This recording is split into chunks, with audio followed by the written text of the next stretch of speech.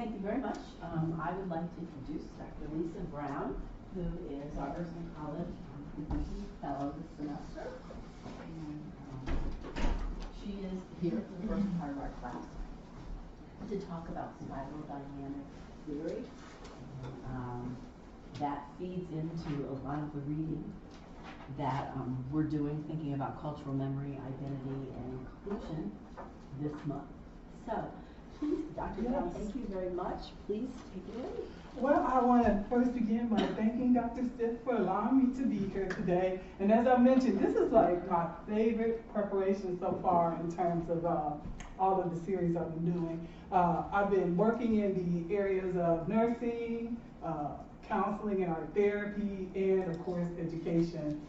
Just a little bit about me. I graduated from the University of Georgia in 2016. And I have my Ph.D. in adult education learning and organization development. And my dissertation covered civic engagement among those adults who attended traditional public and the emerging private for-profit universities. And I did all of that research in Chile, South America.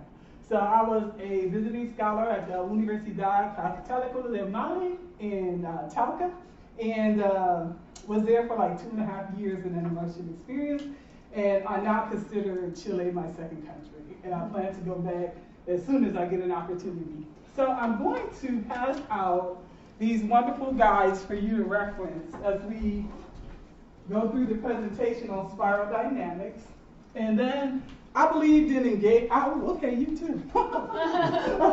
I believe in engaged learning, so I don't want to just sit here and be very didactic and just spill all this information. I really want you to be involved in the learning because that's one of the foundational approaches to adult learning. We believe that learning happens in a very collaborative way, and the adults bring unique life experiences that help contribute to a richer understanding of knowledge. So, did you all get a chance to read the article? You can say yes if you didn't. Were there any questions from it at this point? Okay, because I'm going to be going through a lot of that content when we get to the spiral dynamics session. So I entitled this presentation, Understanding and Preserving Our Historical Past, Present, and Future, Guided by Spiral Dynamic Theory. And my agenda is to have a part one, where we'll talk about some basic terms and definitions that undergird spiral dynamic theory. And then I want to discuss how race and history meet at the crossroads of what I call mimetic crossroads. Then I'm going to talk and share with you some video clips that are representative of these various constructs of worldview that make up the spiral dynamic theory framework. Then the last part of our activities is going to involve the exercise where I prepare these vignettes, and we are going to critically analyze these vignettes and try to identify among the actors what particular spiral dynamic worldview is in operation with them. So lots of fun. So I started off, first of all, puzzled about what it meant to have cultural memory. So in my investigation, I came up with this description. Cultural memories are those transformative historical experiences that define a culture. Even as time passes, it adapts to new influences. And that part got me really, really excited because mimetics is about adaptation. So let's get a little philosophical first, right? Yes. I'm sorry. Will we have, is this something that we can, like you'll post? The podcast, yes, I'll make that available. So, that was really thank you. Okay. So let's start off with some definitions. So remember I talked about engaged learning. So what is a paradigm? Does anybody have an idea? Kind of like an assumed reaction or but something that you assume is what it is. Okay, that's cool because you know one of the things that frustrated me in graduate school, that they threw these big words out at us and I never knew what they were and no one took the time to break it down. So I promised when I would become a professor that I would make sure students understood these foundational concepts. So a paradigm is a worldview or perspective that includes one's axiology, which are our values. It includes our ontology, which is the nature of reality.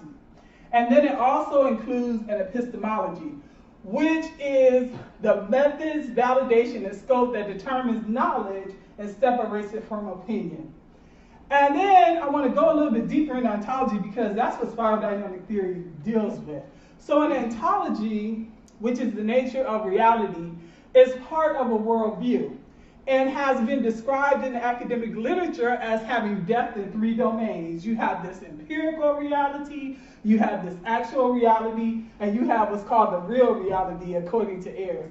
And the former two, these empirical and actual, help inform the real reality. And I had that reading there if you want to actually read the article. So my next question for my engaged classroom. What are prejudice, discrimination, and racism, and how might they impact our cultural memory? So anybody have a definition for what's prejudice? What is prejudice? Sort of a predetermined, or like an attitude that you already have, like where you put certain, like kind of for or against, or you value something and disvalue other things. I like that. And it, and sometimes you don't really even realize it's kind of something that you grew with, and you don't realize it's there necessarily. Okay, cool. I like that. What's discrimination? Like an act, so it's like actively oppressing. Okay. And then what's racism? Applying the first two to Yeah. certain groups of people. See, this is why I love working with graduate students. They're so analytical. So I found this meme that I thought did an excellent job. One of the best I saw. It's a shame that my understanding just came through a meme I got off of Facebook. But it works, so I included my teaching. So, feelings of dislike for a racial or ethnic group plus belief in that dislike is a prejudice. And this is a cumulative process. Following that, it is actions that harm those you have prejudice against, which results in discrimination. Those combine to institutionalization of this discrimination, which is perpetuated in society. When discrimination becomes a part of how the society does things, that's racism. And so racism is a structural imposition of prejudice and discrimination, okay? So I thought that was a very fair and easy to work with description, because I really think that we can even get deeper in terms of racism. But for our purposes, that's what we're going with. And I also wanted to note we all have to negotiate within what I call mimetic paradigms of superiority that help undergird racism. So let me talk about mimetics. So mimetics is a theory and form of academic study holding that mental units of culture, called memes, operate and transfer through non-genetic imitation. So examples of memes can include images, beliefs, songs, policies, etc. Now, memes mirror the biological gene construct, and that's why they have similar sound, meme gene. And so in that sense, it mirrors genes because it also has the procreative process of replication, variation, and natural selection in order to remain relevant. So the meme operates the same way in order to perpetuate itself as a biological gene does, but it does so in a non-genetic way. Now I'll explain that further as we go on. The last thing I want to distinguish about memes is a meme differs from a symbol. Because I see a lot of stuff on the internet that people think are memes, but they're not. Memes differ from symbols and symbolism because of its evolutionary property. So, again, the meme goes through this process of replication, a little bit of change in it in order to make it relevant to the new context it finds itself in. So in biology, you have a gene that makes a mutation in order to remain relevant in the environment. Make sense? Okay. So let me give you a little bit more descriptive testimony from Richard Dawkins. And so Richard Dawkins coined the word meme. He is a zoologist. I disagree with some of his approaches about it, but I think he does a very good job in giving a rudimentary explanation for what the meme is. So I'm going to share that with you.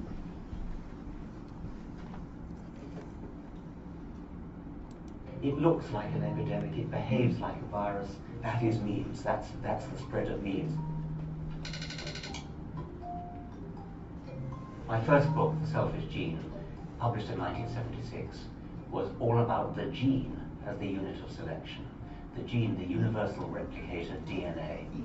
I wanted to make the point that although DNA was the unit of selection in life, any unit of selection would do if it were a replicator that faithfully copied itself.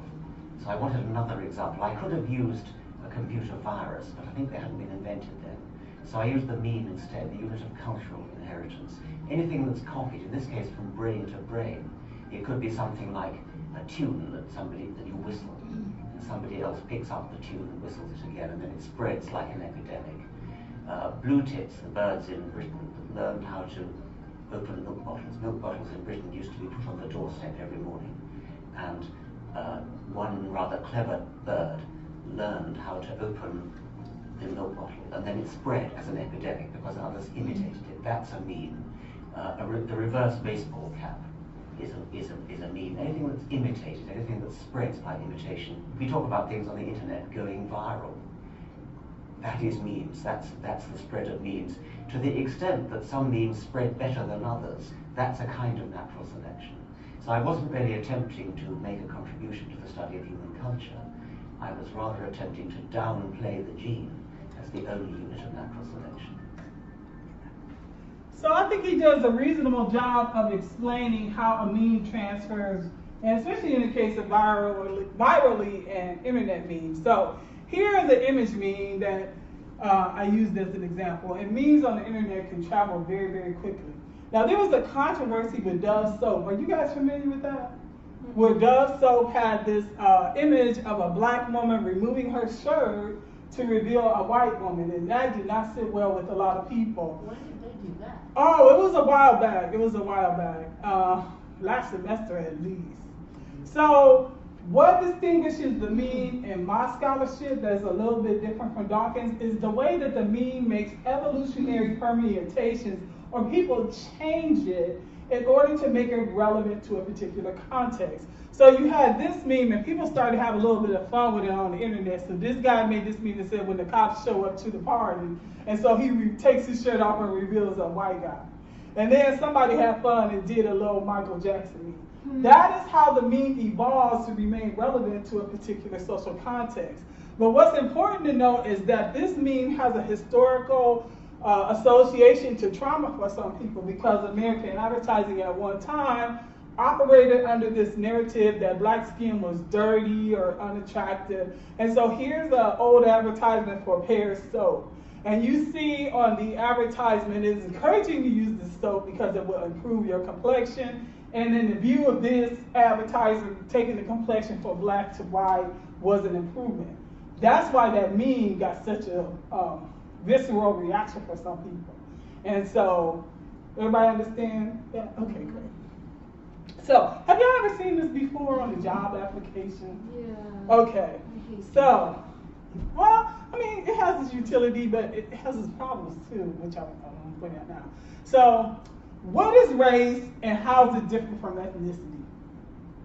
That's my next question. What is race and how does it differ from ethnicity? I know, right? It's like head scratching. So here, I'm just trying to make my point. So here, how else I wanted to mention? Y'all know last week or week before, California became the first state to add a third category for gender. So you have male, female, and then they have another category. I'm not sure what it is, but it allows you to, have a third option for gender. But in any event, we have. On the college application, since my son applied last year, you have, I think, 8 gender. Really? In California? No. Oh. In the United States. Wow, interesting. Nobody's noticed. And that's a meme, but I'll get into that a little bit later. So we have, in this application, you have American Indian, Alaskan Native, Asian, Black, blah, blah, blah. And so you have that, what is your race question. Then above that, you have this question of, are you Hispanic or Latino? And it's like, why isn't that a race too, right? So, what I found out in my investigation is that race according to the federal government's official designation by way of the census, includes white, black, or African American, Asian, American Indian, Alaska Native, Native Hawaiian, or other Pacific Islander, or 2 or more races. Okay? So when you look at that, if one were to think about continental African from Nigeria, which one would they fit into? What would they be? Black or African American. So my background is Native American and black, so what am I? You're 2 or more races. No, I'm not, because just my father is. I mean, that's my great-great-grandmother. So I self-identify as black, right? But I don't identify with being African American. I hate that term, and I'll go into that in another class about that. But I self-identify as black. And so when you look at ethnicity, it is the unofficial designate by the Census Bureau. And it's a category of people who identify with each other based on common language, ancestral, social, cultural, or national experiences. So if I self-identify with black people of the African diaspora or who are African American, why could we not be an ethnicity in comparison to a Nigerian black or South African black? Wouldn't that, according to this definition? So race is a social construct, but I don't use that as an excuse to water down racism that some people do. Things have meaning because we give them meaning, and we construct meaning in a lot of ways. But what's interesting about this designation is that a lot of this stuff gets political too. Because when you think about Cuban Americans who came to the United States after Castro, a lot of them self-identify as Hispanic, white. So you have to really aggregate census data and a lot of statistical data. Because you can have a person who can, let's go back here, who can be black Hispanic or black Latino or Latinx, you know, or you can be white Hispanic, right? So that's just fascinating to me to look at how complex these kind of designations can be and how they're not free of political influences. Also, as I said, ethnicity is this unofficial category of the census, and Hispanic or not Hispanic is one classification. But what's important to note is that group is considered a minority group. So you can be a white Hispanic and enjoy the privileges of whiteness in society, but still be a part of a minority group. Isn't that fascinating? Okay. So, what's so important about preserving our history? What does history even matter in consideration of the future? Whose history has value and how is that determined? In consideration of all the people, particularly that existed in the United States. And so I kept my focus in the United States because trying to go international would have been a lot longer presentation. And so let's start with a little reflection on what it means to be American or the American experience. And so I'll start off with reflections on our colonial origins. So the Iroquois who inhabited the area below Lake Ontario and Erie in northern New York and Pennsylvania were more successful in resisting European advances. In 1570, 5 tribes joined to form the most democratic nation of its time called the Haudenosaunee, or League of Iroquois. The League was run by a council made up of 50 representatives from each of the 5 tribes. The council dealt with matters common to all the tribes, but it had no say in how the free and equal tribes ran their day-to-day affairs. No tribe, however, was allowed to make war itself, and the council collectively passed tribal laws. So these are the first Americans.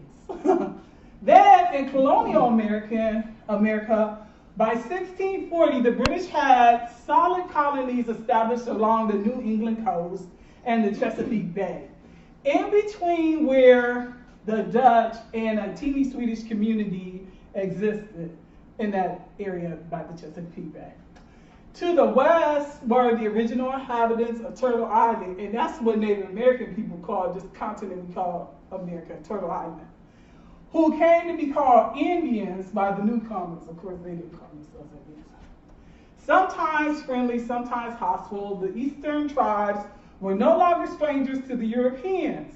And although Native Americans benefited from access to new technology and trade, the disease and thirst for land, which the early settlers also brought with them, posed a serious challenge to the Indians' long-established way of life. So the next group I want to talk about is indentured servants. So the Virginia Company developed a system of indentured servitude to attract workers to the American colonies. In contrast to slavery, indentured servants were released when they had worked their part of a legal deal. 1/2 to 2/3 of the European immigrants who came to the American colonies arrived as indentured servants. They typically worked 4 to 7 years in exchange for passage, room and board, lodging, and to pay their freedom dues. There were laws that protected some of their rights as well. However, an indentured servant's contract could be extended as punishment for breaking a law such as running away, or in the case of female servants, getting pregnant because you wasn't getting the full benefit of your servant. So this is a picture of some indentured servants in Barbados. Chattel slavery was a system and Western New World industry of enslaved African people who were to be owned forever and whose children and children's children were automatically enslaved. Sometimes you hear people conflate indentured servitude with slavery, but it's very, very different. Chattel slaves were brutalized, treated as subhuman and complete property to be bought and sold. Chattel slavery was supported and made legal by European governments and monarchs, hence distinguishing it further from indentured servitude. Slaves had no legal rights. Beginning around 1890s, new industries in the U.S. Southwest, especially mining and agriculture, attracted Mexican immigrant laborers. The Mexican Revolution of 1910 and 1920 increased the flow of war refugees and political exiles who fled to the United States to escape the violence that was occurring in Mexico. Mexicans also left rural areas in search of stability and employment. As a result, Mexican migration to the United States rose sharply. The number of legal migrants grew from around 200,000 immigrants per year in the 1910s to about 50,000 to 100,000 migrants per year during the 1920s. Now, the term Asian as an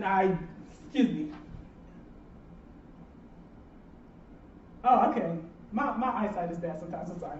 The term Asian as an idea was invented in the 1960s to bring together these groups: Chinese, Japanese, and Filipinos. Americans for strategic political purposes, so that's why that category was created. Soon, other Asian origin groups like the Korean, the Hmong, and the South Asian Indians were added. Although many Chinese, Japanese, and Filipino immigrants arrived as unskilled workers in significant numbers between 1850 to 1905, they largely settled in Hawaii and California. Many of the Vietnamese, Cambodian, and Hmong arrived in the United States as refugees following the Vietnam War. However, since 1965, shifting immigration policies have resulted in a higher proportion of highly educated Asian immigrants entering the United States. Thus, images of Asian success has led to the model minority meme. Have you all seen that before? You know, and so this was literally a Time magazine cover from 1987, and they had this title, "Those Asian American Whiz Kids." So that's just an interesting meme that evolved from this policy change. And many would make the argument that the United States participated and a kind of brain drain of other countries because they made attractive, highly educated, and skilled Asians to get an easier pathway to citizenship in the United States. So, if you look at this chart, and y'all graduate students, give me some analysis of what you see from that chart. What kind of themes could you make based upon what you see there? So here you have this color representing Black, Hispanic, Asian, white and Asian, and then you have the level of education. So if you look at this chart, what kind of summaries could you make? If you're Black, it doesn't really matter what you do, it's not going to help. Well, I don't know if it's totally not going to help because it's something that is helping to be an equalizer. What's helping to be an equalizer? Education. Education. So of course, you know, it's not even, but my goodness, look here. You got people with no high school education, but Black people's unemployment rate is more than twice than everybody's. And then you have here where you have bachelor's degree or higher and you see a little bit more equalization. And quite frankly, here you see the lowest unemployment here among whites, but here with no high school or no bachelor's degree, it was relatively even. But a Black person in that same situation experienced a higher unemployment rate. So I use this chart because I talk with a lot of young people and millennials, and they are operating under this meaning that why get an education or why go to college? This is why. Because statistically, your odds of having a better quality of life are much higher with more advanced education. And I think there's an anti-intellectualism thing that's going on around our country, telling people you don't need a college education, or even discouraging anything besides learning a trade. The advantage of a post-secondary education, whether it be formal or informal, is that you expand your mind and you learn how to think critically. Secondary education really doesn't engage you in that way. They want to, but you learn the information for the test in most instances. It's not until you get into a post-secondary educational experience that you learn to examine life more critically. And quite frankly, there was a time in compulsory education where civics class was taught. Do y'all remember that? Where you learned about the Constitution, you still young. You learned about the Constitution, you learned about the House of Representatives, you learned what state senators were. They don't teach that anymore. And so my conspiracy theory, if you will, it's called proposition in scholarship, is that there is a concerted effort to not make Americans aware and informed. So an informed citizenry is a democratic citizenry. And if you want to project themes of oligarchy, then having an educated citizenry would allow that to occur more easily. Just want to put that out there. Okay, so here's another chart. So what is this chart telling us? This is white men had higher hourly earnings than all except Asian men in 2015. So what is this chart telling us? Because it also includes gender. Somebody give me a summary of that chart, a theme that's coming out of that. We've actually got similar patterns when you just look at all the top levels, whether it's men or women. It's just that the women's pattern is at a very lower bar than the men's. Yes, that's true. And so gender plays a role in economic opportunity. Would that be fair to say? Also, race does too as well. You continue to see the lowest income happening among the Black and Hispanic groups, right? But again, I go back to what I talked about earlier. Data like this needs to be aggregated, because if you take Hispanic and expand it more, some of those persons might in fact be white people. And so maybe that will increase, some of the other numbers or lower some of the other numbers. But I think it's fair to say that the pattern suggests that Black women are probably the lowest hourly wage paid persons in the United States. So why are any of these things relevant to preserving cultural memory? Because even the memories we preserve are shaped by power, privilege, sexuality, race, and class. So the next thing I want to talk to you about is the dog test. Are y'all familiar with the dog test? Okay, so in 1940, Thurgood Marshall, in his argument for desegregating schools in the landmark Brown versus Board of Education test, used psychologists Mamie and Kenneth, what was their last name? Mamie and Kenneth Clark. They created this doll test. And so they took this black doll and this white doll, and they presented these dolls to children. And they asked the children to identify who is the smart child, who is the evil child, who is the mean child, who is the beautiful child. And time again, these black children attributed all the positive virtues to the white doll and all the negative virtues to the black doll. So their argument was that segregating black children was perpetuating these internalized senses of inferiority.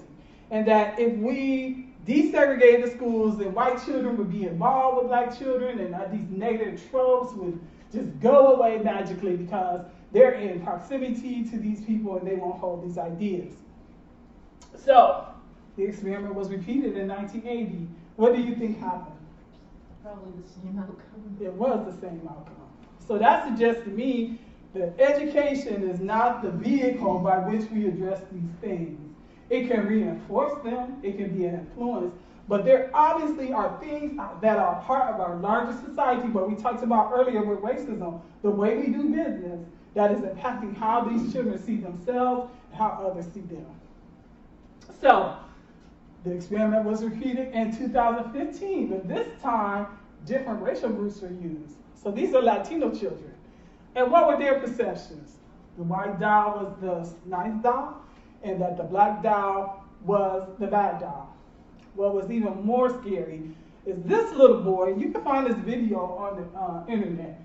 The researchers said, well, why is that black doll the bad doll? And that child said, because he hits others. And so that made me think about George Zimmerman immediately. And what kind of mindset was in operation for him to shoot what is essentially a child? Trayvon Martin was a child. Was he operating in all these negative tropes that exist? And my argument would be yes. So, this is what's called colorism. Have y'all heard of colorism before? This is a mimetic evolution of racism, in my opinion. So, colorism is this idea that the closer you are in proximity to whiteness, the more advantageous it is to you in society. And so they essentially repeated the doll test, but used what would be considered a color gradient of skin color. And I want to share with you how those children responded. Remember, you were asked, what skin color do you want? Do you remember which one you said? Yeah, that one. Which one? Why do you want that skin color? Because I don't know. Not sure. What do you think of that skin color? Well, it looks kind of whitish, and that's all I remember. Yeah. Thank you. Why do you want that skin color?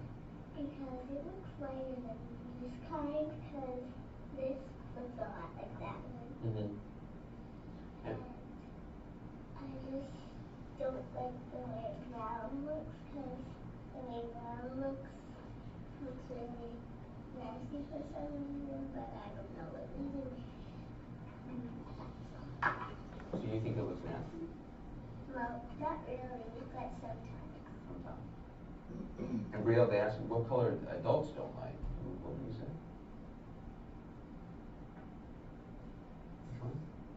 That's right, that's what you said. Why do you think adults don't like that color? Dark. Dark. And adults, you think adults don't like dark? Maybe some adults do, but maybe some of them don't. And then which was the ugly child? That one. And why was he the ugly child? He was the ugly child because he was the ugly one because when he would try to go to school, sometimes all the white kids would make fun of him Why were they making fun of him? because of the color of his skin. Does that happen sometimes? Not now, but back then it did. Back in the old days? Mhm. Why did that happen back then? Because I think the people in the schools didn't think that like the black kids should get education like the white kids did. Are there now, do you see differences now between black kids and white kids? No. No. Do you think some kids do see differences? Yes. In what way? Well, maybe some people still think that blacks are ugly and whites are nice and handsome. Why do you think they think that? Because of what they heard, maybe.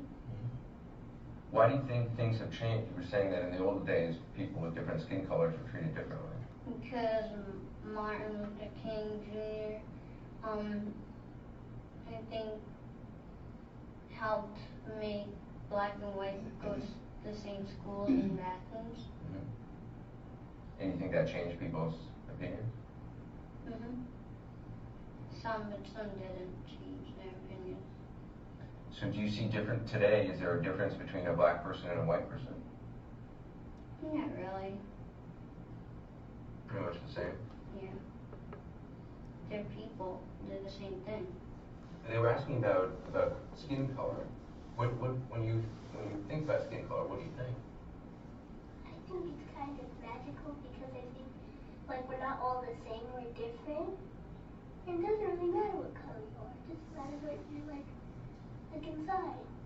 Do you think some people think it matters what skin color you are? Yeah. Yeah, some people do. I wonder why they think that. Yeah, your color is kind of who you are, it makes you you. Why do you think do some kids treat other kids differently because of skin color? Probably because they're not like them, so they probably say that you're not like them, so they don't want to be their friend. And one of you was asked about the skin color that most teachers think looks bad on a girl. And you said, I don't think it matters, they want to help you learn. What doesn't matter what's on the outside, only on the inside. You said that. Explain that, what do you mean? Like, I think the teachers that are mature, like, they don't really care what color you are. They just, like, want you to get a good education. Did you see any difference between those girls? No, they all look pretty friendly. They all look pretty friendly? Yeah. Do you think some people would see a difference, or do you think most people would just say they seem pretty friendly? I think most people would say that they look pretty friendly. That's the right thing to do. You don't judge people how they look, you judge how they act.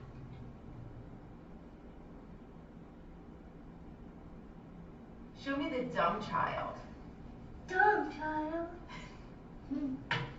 Okay, why is she the dumb child? Because she has black skin. Okay. Show me the bad child.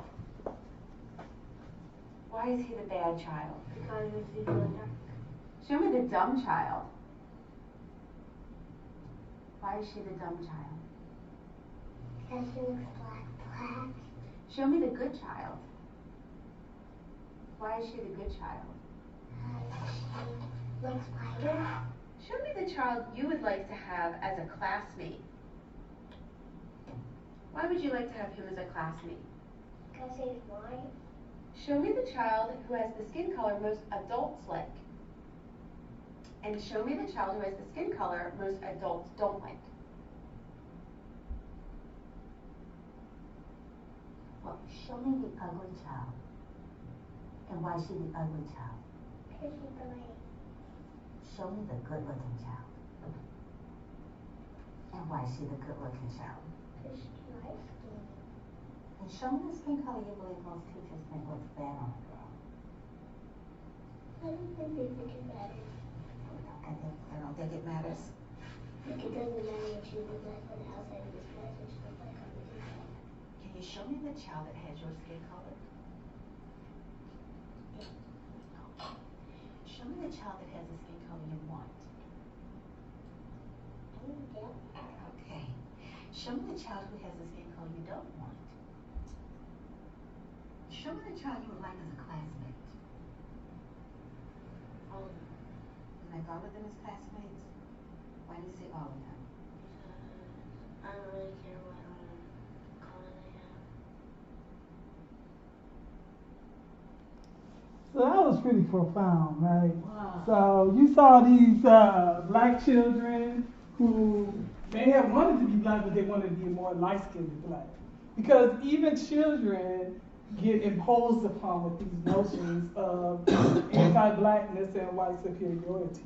And so this last part I want to do before we take a break and transition into spiral dynamic theory is talk about 21st century continental United States.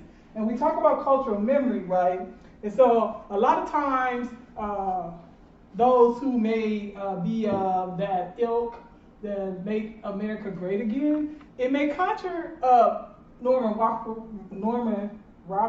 notions of what America looked like. You have the teacher there, she literally has apples on her desk, and she has these well-behaved children who wished her happy birthday. And as a young black child seeing that kind of image, you would be like, oh wow, look at that, what a nice school. I'd like her to be my teacher. But in American society, when we try to make those moves, that was not the experience of a lot of people who tried to embrace this Norman Rockwell, I have terrible language today, Norman Rockwell notion of education and schooling that we saw in that other picture. And so issues of race becomes very complicated, and then sometimes there are some incidents where I think that the argument gets a little misdirected. And this was an incident that happened at a school in California. And so you'll see there on their signs, it says, I'm not some CMC mole. Are y'all familiar with this story? So let me go to it real quick because I put a hyperlink and I hope it works. So you had this situation where the students were protesting a vice president of student affairs. So what happened is the vice president of student affairs responded to an article written by a student at the college. And in her remarks, she said something along this line. Let's see. Okay, so here we have the quote. And the trouble for Spelman began in October when she responded to an essay published in a student newspaper, and it's called The Student Life, which covered the controversy extensively. And so the essay written by the student from a working class Mexican family discussed how low-income and minority students feel unwelcomed at the college.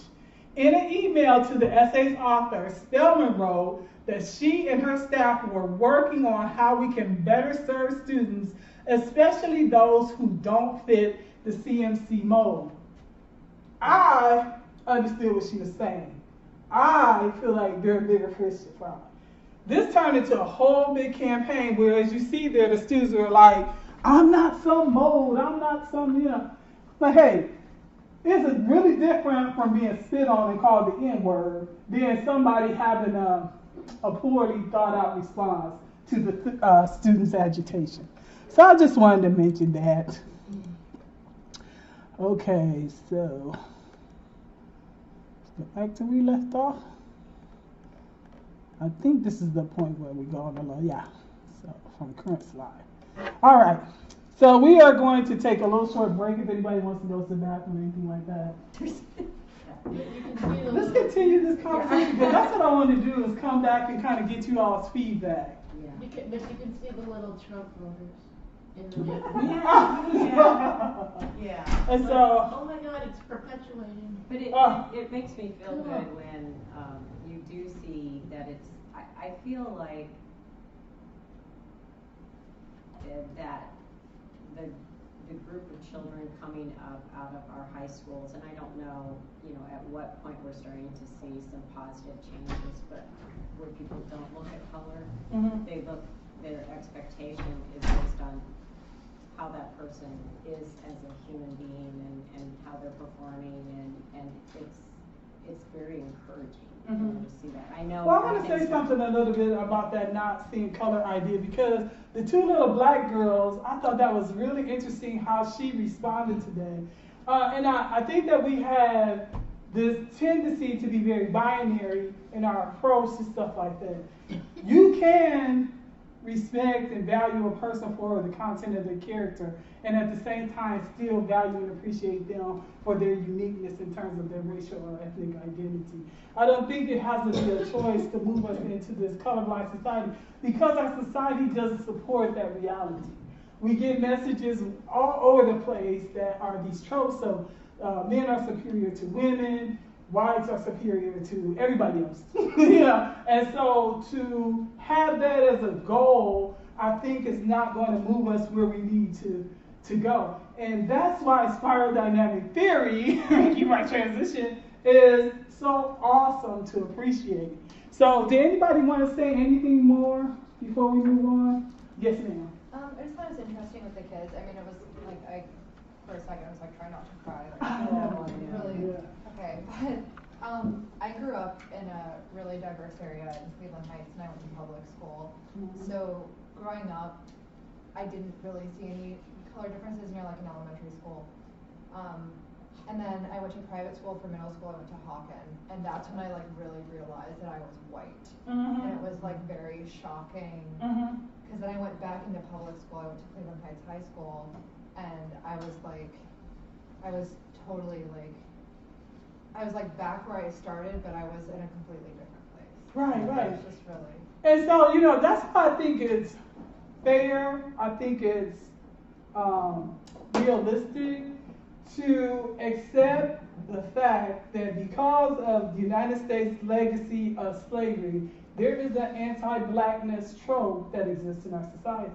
Because the reason why I put the indentured servants in there is because you hear some people make the argument, well, my family were Irish and they were indentured servants and they came up, they were able to, but I just showed you the big differences between the two. Those people were never considered property. It may have been to some people, but there was always this idea that you could get out of it. You were to be a slave forever, and your children were to be a slave forever. And this is my, perspective coming from a Christian, because I believe it's against our nature to dominate other human beings. And that the only way you can do that is to devalue them and not see them as human. Because I think that a normal, healthy person would really have a problem with slavery. There has to be some kind of quirk in your thinking and your values and your beliefs for you to be able to participate in that kind of industry, in my view. Because like you said, you went to a predominantly black school, but you never felt uncomfortable about being not black there. But you went to a white school where the racism, the structural racism requires that you make a choice. That's why I want to be optimistic about our children. I love, because I don't know if I mentioned to y'all, I teach part-time in Columbus City Schools. So when I'm on break, I always go back to like be a role model to kids, and also to kind of keep my ear to the ground of what's happening with teaching and learning, because I want their education to remain relevant for the 21st century. So I use that as part of my research and also to inform my teaching and learning. In any event, I see that idea about, they all look pretty nice to me among the small children. But as they progress in life, they get these messages that come from a variety of places, come from our television, come from our music, come from our movies, comes from our literature and materials that we teach, that undermine this idea that we're all the same. It reinforces notions of white superiority and in some instances black inferiority, or the gradient of blackness. Where you saw the one little girl who, even though she didn't necessarily want to be white, she wanted to be a lighter skinned black, because she's come to realize that there are some social advantages to being less dark and being more light. Okay? All right.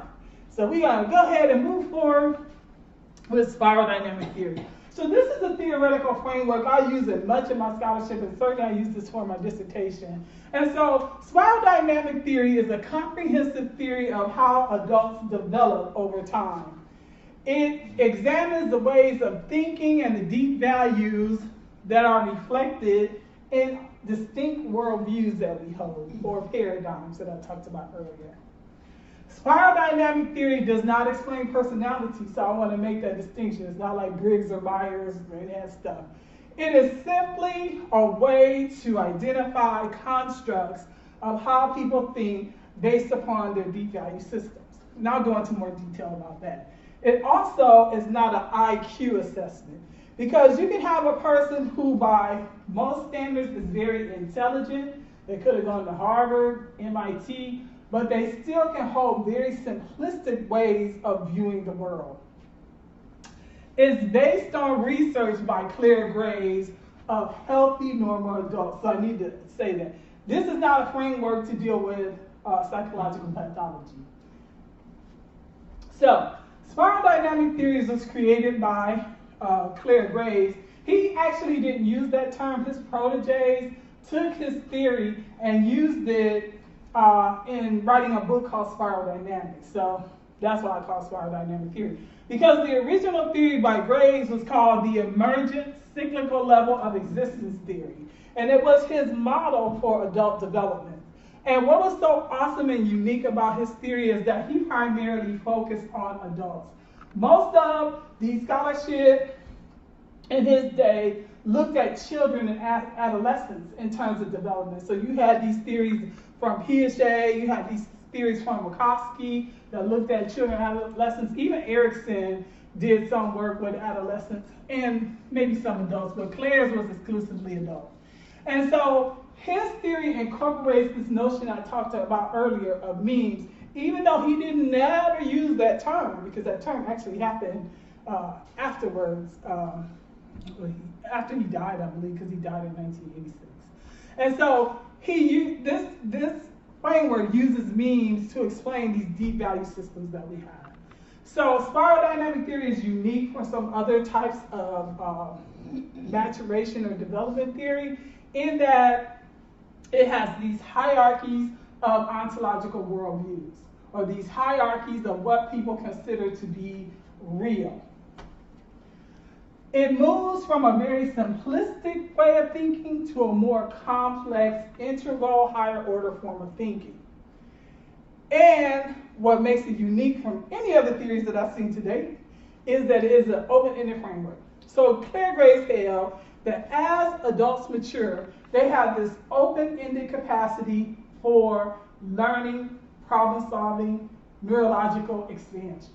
So when you look at stuff like Maslow, remember Maslow has a hierarchy and then you reach self-actualization. So in his theory, adulthood or adult maturation peaks.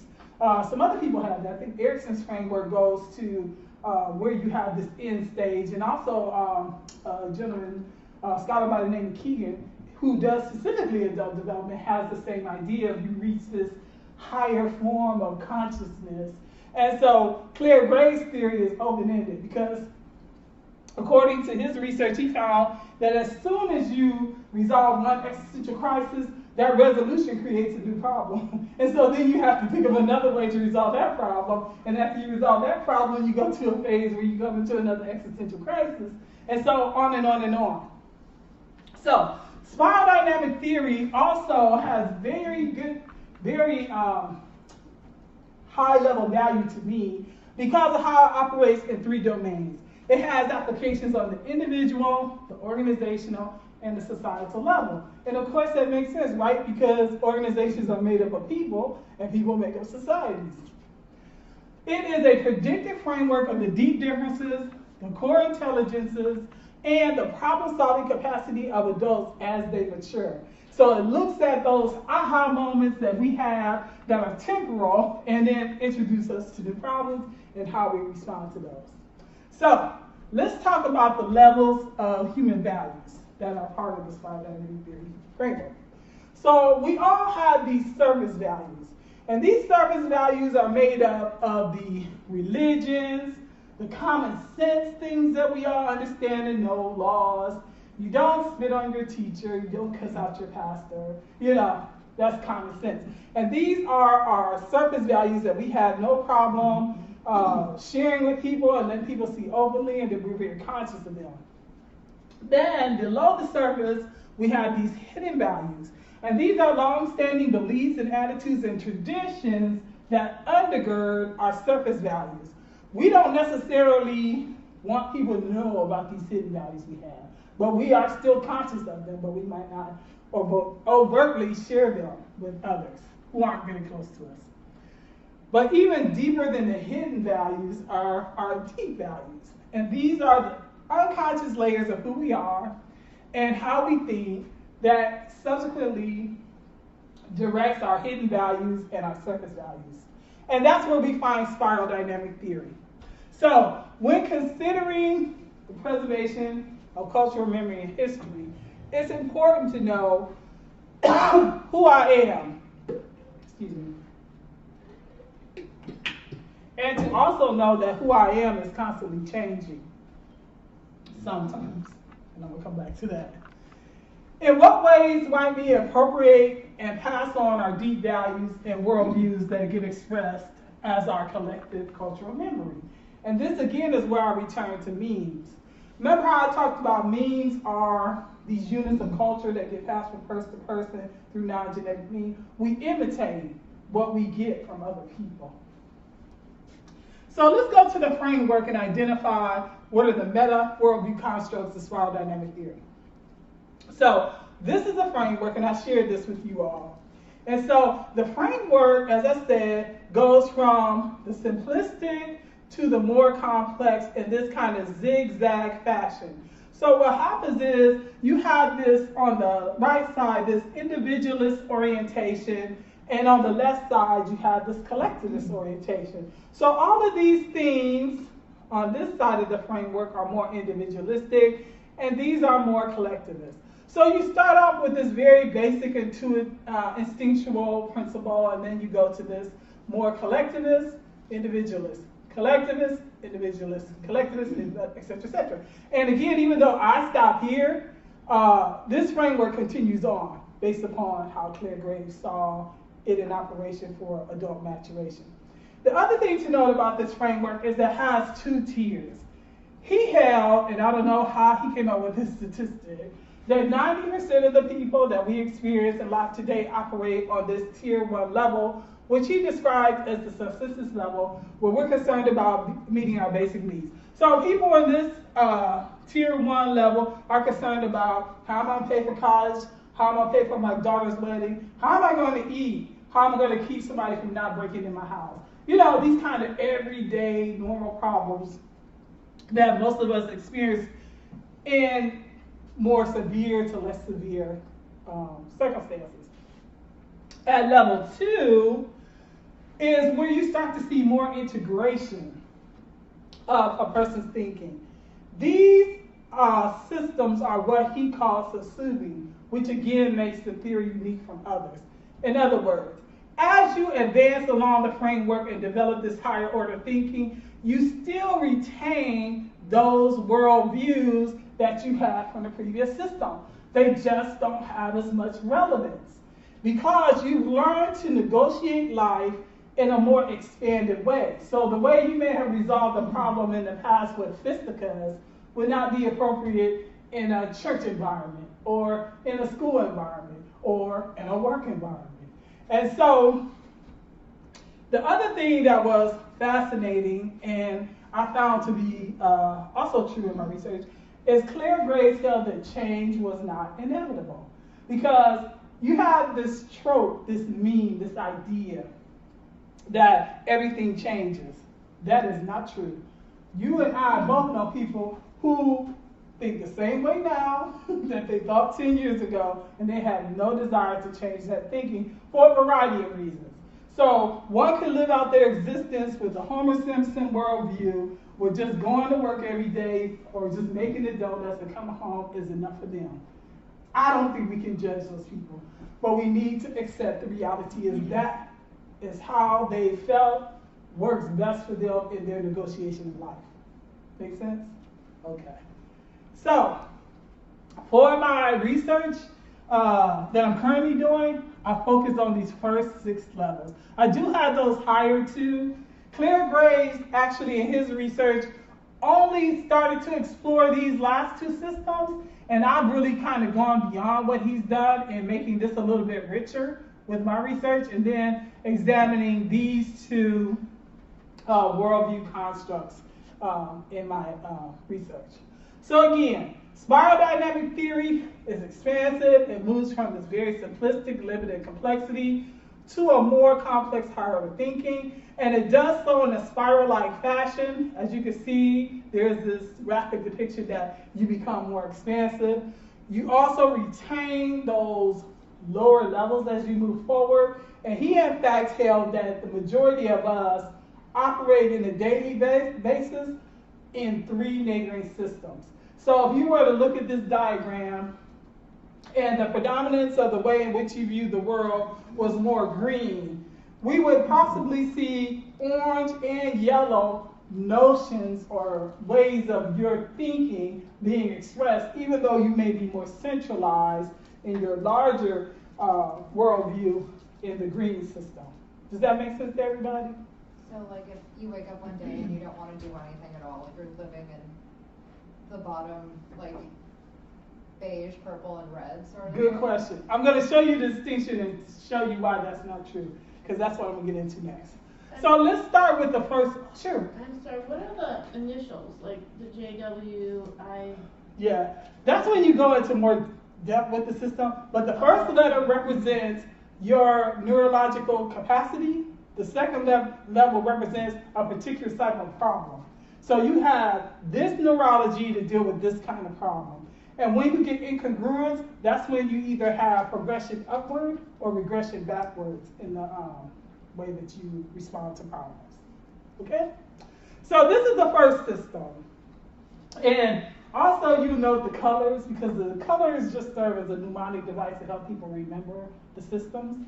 But I'm going to go into detail about that particular worldview now for you and give you some examples. So here, he has the beige level, which is really what his proteges created colors. But this was what's called the instinctual level.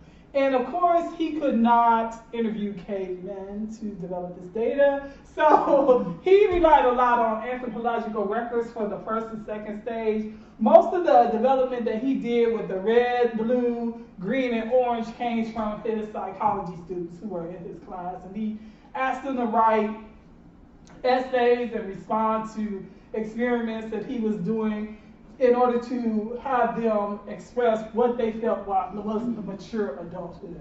So he used that as a source of his scholarship. But in the case of this level, he used anthropological records for this and purple. And so in this particular worldview, one is centered around satisfaction of biological human needs. And you'll see a lot of Maslow kind of notions here because he and Maslow were actually friends. And so you are centered around the satisfaction of biological human needs, this desire for food, water, shelter, and protection from danger. One is driven by instinct and genetics, so there is little awareness of self as a distinct, complex being. One lives off the land much like an animal. People have little impact or control over their living environments. Existence is centered around survival, and there is no self-awareness again. Low order, non-complex thinking and operation. Examples associated with this kind of being level have been used in nursing, where they describe newborn infants, because infants just cry, poop, and laugh. You know, they don't really have awareness that's around them. They're kind of working off the biological imperatives, even though some might argue against that, because there's some really smart babies out there. But in general, also this particular worldview construct has been used to identify maybe mentally ill, homeless people. They don't have that kind of self-awareness that a healthy, normal person has. Again, like I said, his research is based on healthy adults, so these are kind of associations other people have used to kind of describe this particular level. And also, first human societies he associated with this kind of worldview. The next one is called the purple worldview level, and I describe that as being clannish. In this worldview, okay, we move from the individualist structure meta framework to the more collectivist. So you have this imperative about obeying the desire of some mystical spiritual being, right? It shows allegiance to elders. There is a privileging of systems of matriarchy and patriarchy. There's an adherence to group customs, and clan preservation is held in high regard. Preserving sacred places, objects, and rituals are privileged in this worldview system. Clan bonds together to endure problems and find safety. One lives in an enchanted spiritual and magical world. There is a seeking to achieve harmony with nature's power. So this worldview clip, I felt represented the system well, and I'll go into more detail about that after you watch it. You don't think that anything he's doing is helping address the situation? Is he an improvement over Stephen Harper? I mean, talk. Excuse me, did I just hear you correctly? How can he be blamed for that? No. Excuse me. Don't speak to us that way. Stop right now. You do not speak to us that way. We are human beings, and the way that you're speaking to us It's not acceptable. you are not. No, stop it. Stop it right now. We don't want you here. Please, Step out. step out. Step out. Then I don't want to hear from you. You have no right. You don't speak to us like that. Yeah. And this is the problem, the way you communicate. I'm not going to argue with you. I'm not arguing. No, stop. Stop. You need to stop. You need to stop. Stop.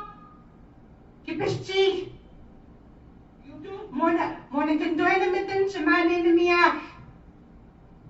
Asha washkat kitosh chamane na minam. Gigish chakashko no e mani na miyak. Tapashkoch e kain inuyak. E kwani e ispanik. E kwani magamosha kumita tawasiyak. Tapashkoch e gigish chakagipat siyak.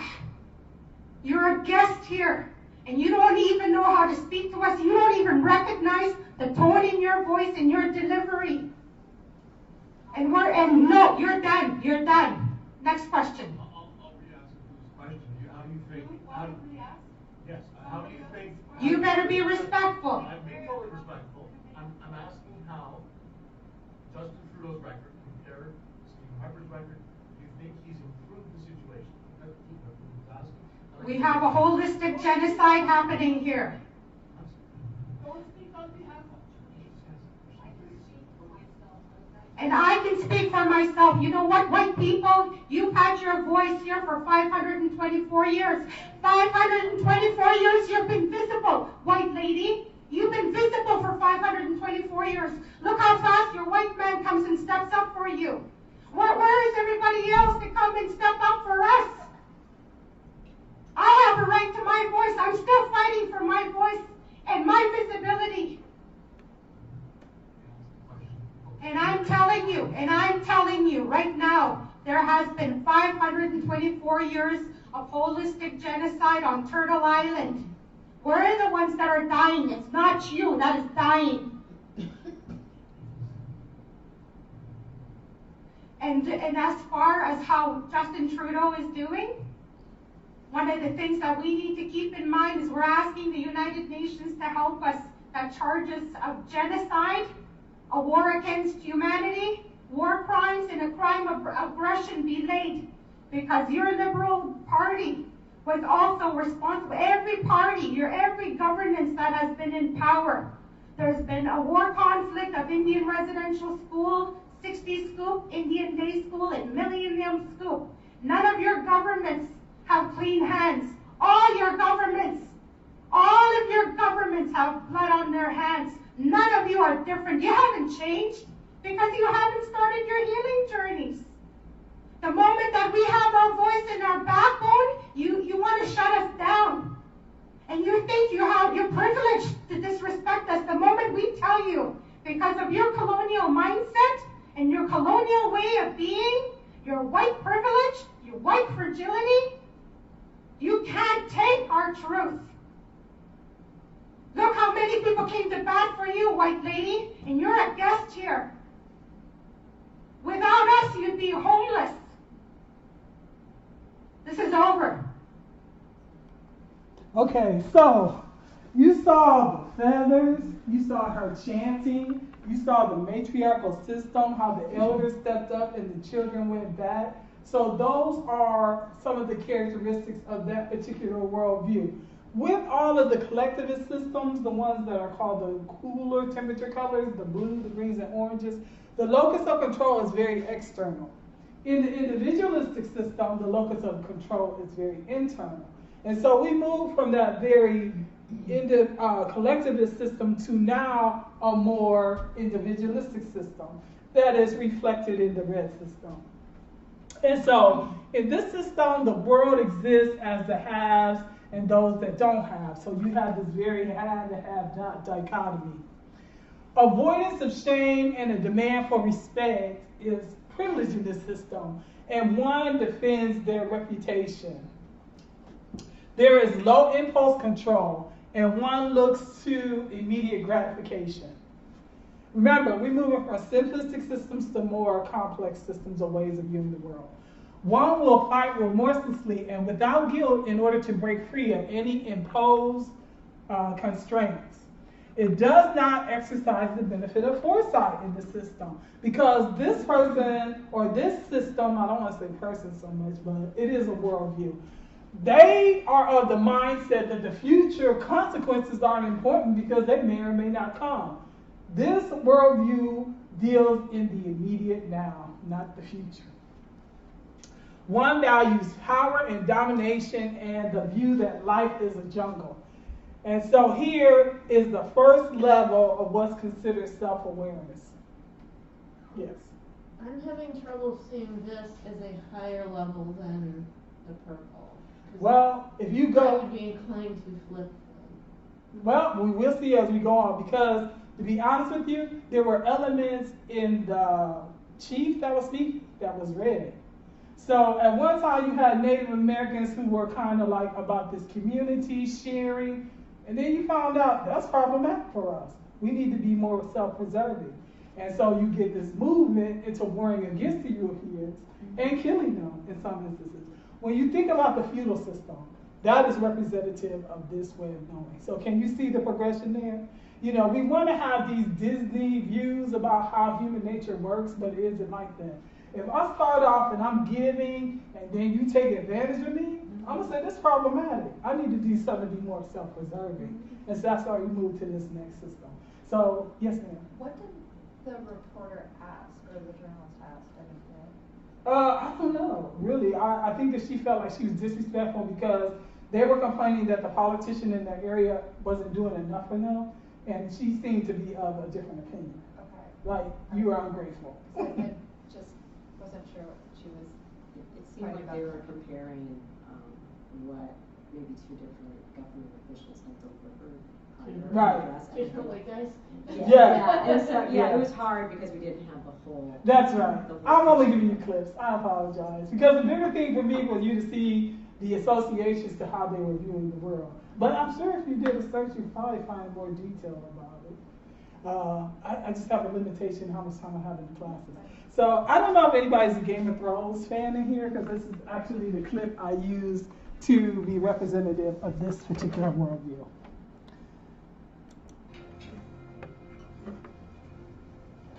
It's hard to see this one because it's a little bit dark.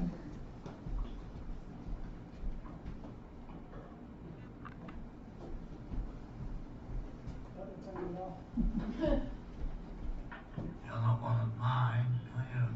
No, my lord. Didn't think so. Too pretty.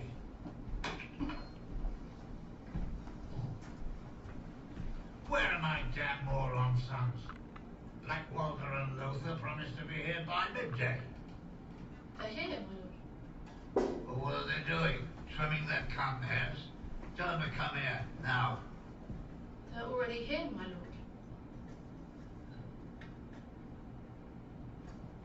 Here, my lord.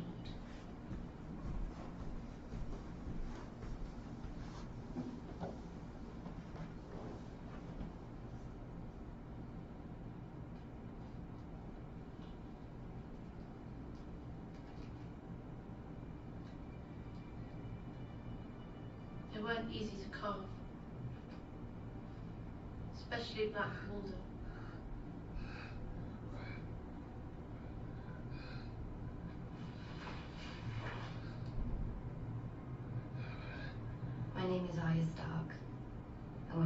that the last thing you're ever going to see is a Stark smiling down at you as you die.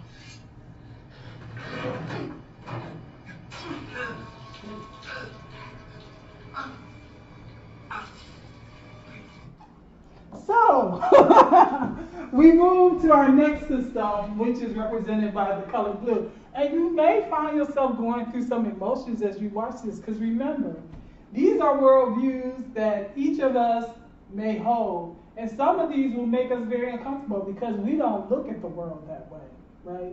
And we can't necessarily relate. But at the same time, we do ourselves a disservice not to understand that some people do view the world this way. Okay, so the next system moves us back to the more collectivist orientation. And I find that in college and university settings, that most people are more comfortable around the more collectivist kind of notions. But then there are some who can identify with some of the others as well. So in this system, or in this worldview, there is this attention towards sacrificing self for some idealized path or pursuit of meaning in life. It's very purposeful. So notions of martyrdom are held in esteem in this particular worldview. One seeks to bring order and stability to all things that are perceived as chaotic. So enacting rules, policies, constraints about how one or how people or how systems and communities should conduct themselves is held of value in this system. Controlling personal impulses and desires and being sensitive to the feelings of guilt. So you don't want to upset the powers that be, the authorities, and be subject to feeling of guilt because you didn't follow the expected righteous pathway. There is an enforcing of rules and righteous living under a divine plan that assigns people to a particular space in life, and that's where your station is. Obedience and following the rules of authority figures are privileged in this system, even to your own detriment. So, destiny is controlled by a single divine, omnipotent force, whether that be God, whether that be something external to you. Remember, I mentioned earlier that the locus of control is very external in these collectivist systems. High attention is given to what is right, proper, and good. So this clip represents that particular worldview. Can everybody hear this? I think human nature is to, like, just make them like you or do things in their favor. Okay. When we were young, we naturally wished to please our parents, our teachers, our ministers and rabbis. Even as adults, we wish to please authority figures, such as our boss at work. However, if obedience to authority causes us to ignore our own ethical standards, big trouble can result. Okay. There was a time when we ran out of like some really bold coffee, and my manager was just like, just give them the light one. Like, they're not gonna know, coffee is coffee. I kind of felt bad because it wasn't what they wanted and wasn't what they were paying for. But I was like, okay, well, if the manager says yes, then here's the bold coffee. When people in organizations make decisions, they are often much more concerned about the acceptability of the decision to the people to whom they are accountable than they are about the content of the decision itself. Studies show CFOs are more likely to illicitly manage earnings when it profits their CEOs than when it profits themselves. In other words, they act unethically primarily to please their bosses, not to put money in their own pockets. I worked at CVS Pharmacy, and every week we would have different sales, and a lot of times regular customers, they would find these sales and use manufacturer's coupons. So basically they were getting more money back than they were paying, and even though it was technically right, it was harming our store, and so my manager didn't like that. My manager just told me to say that we were sold out of them so that the customer couldn't buy anymore. It kind of made me a little uncomfortable just because I didn't have a reason really to lie at all. I don't know the person. but I kind of just did it because it was something small and my boss told me to. Private emails sent by stock analysts during the dot-com boom often indicated that the analysts wished they had the courage to stand up to their superiors and call them like they saw them. But usually, these analysts failed to do so. Instead, they continued to knuckle under to supervisory pressure to hype questionable stocks so that their firms could gain investment banking business.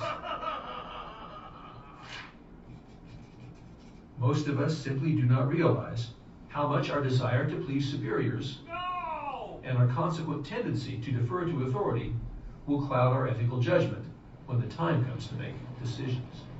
Okay.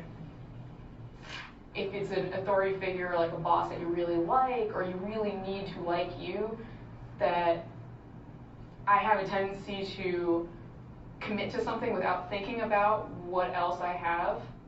So if a boss asks me to stay late, I may say, yes, of course I can, because I want to do this project right. I want to make sure you like it. It's ready when you want it to be, without thinking about previous engagements I've made to other people and disappointing other people in my life, or attending to my own needs, which can kind of conflict with what I actually need to do outside of my job. A study of nurses by Hoffling and Brodsman found that when members of one group of nurses were asked whether they would follow a physician's instructions to give a patient an injection of an obviously excessive dose of a drug that was not even on the hospital's approved list, almost all the nurses said they would not do so.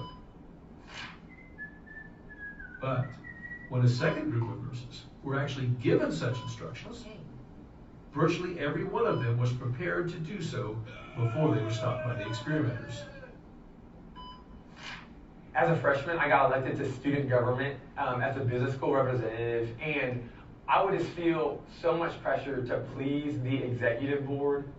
Right away, I found myself in a situation where maybe I was voting to please the executive board and to make them think well of me so that I would get certain perks and promotions. It's one of those things where it's unconscious until it comes to fruit. And then afterwards, you're very conscious of what you just did. More concerning than people consciously acting unethically in order to stay in their boss's good graces is the fact that sometimes employees are so intent upon pleasing their superiors that they do not even notice the ethical aspects of a decision. Eagle Bud Crow, who became infamous as head of the plumbers unit operating out of President Nixon's White House, was instructed to oversee a break-in at the office of the psychiatrist of Daniel Ellsberg, who had leaked the Pentagon Papers to the New York Times, embarrassing the Nixon administration. Crow later explained that he was so intent upon pleasing his superiors, who were, after all, among the most powerful people in the world, that he never even activated his own ethical sense to judge the morality of what he was trying to accomplish. He did not see the ethical dimensions of his situation until it was too late. Bud Crow's experience should be a warning to us all. While it is usually a fine thing for us to please our supervisors, we must keep a lookout for ethical issues. And we must never defer so completely to our bosses that we substitute their orders for our own ethical standards. Okay. I'm homosexual, I'm gay. And my mom asked me when I was younger to like go and, I don't know, talk to my pastor about it and like basically to see what was wrong with me. After a while, I told her, you know, I personally am not okay with this because I'm not hurting anyone. You know, knowing they were going to be angry about it instead of just lying about it, that was hard. But in the long run, I think it helped me out because it helped me be a prouder person. And it did help me come to the point to where it feels good to be truthful. I think just listening to that inner voice is key. The sort of environment that would help me be able to speak up is one where you're treated as an equal, at least on a personal level. Remember that there's really big consequences to acting unethically sometimes, and just one time can destroy a program, can destroy a person, like what they've worked for their entire life. I think if you keep those ideas in mind it'll be easier for you to say, that's not ethical, and I'm not going to do that. Wasn't that fascinating? Can you see the progression happening? Okay, so does anybody know what these are? Tiles. Did you not know what it was? No. Okay. Anybody, oh, you the one that said tiles? Okay. So if you were to look at any of those spiral dynamic theory systems we covered, which ones do you think would see this as something viable? Viable? Mm-hmm. I'm choosing my words carefully. Red. Okay. What else? Why do you say red? Because red kind of like struck me as like a very like physically prominent group. You got it. What else though, when you think about it?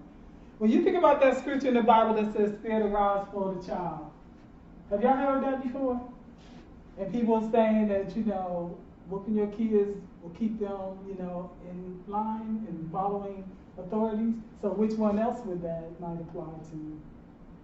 Purple. Not purple. Blue.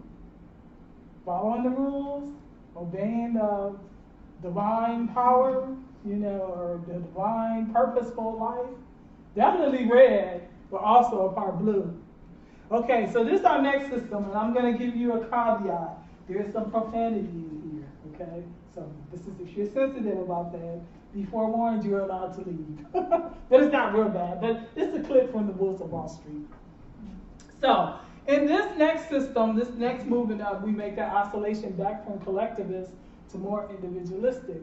And again, these clips that I'm showing you, maybe in some instances, there's like levels to that. But I really felt that it was important for me to draw the distinctions between the levels.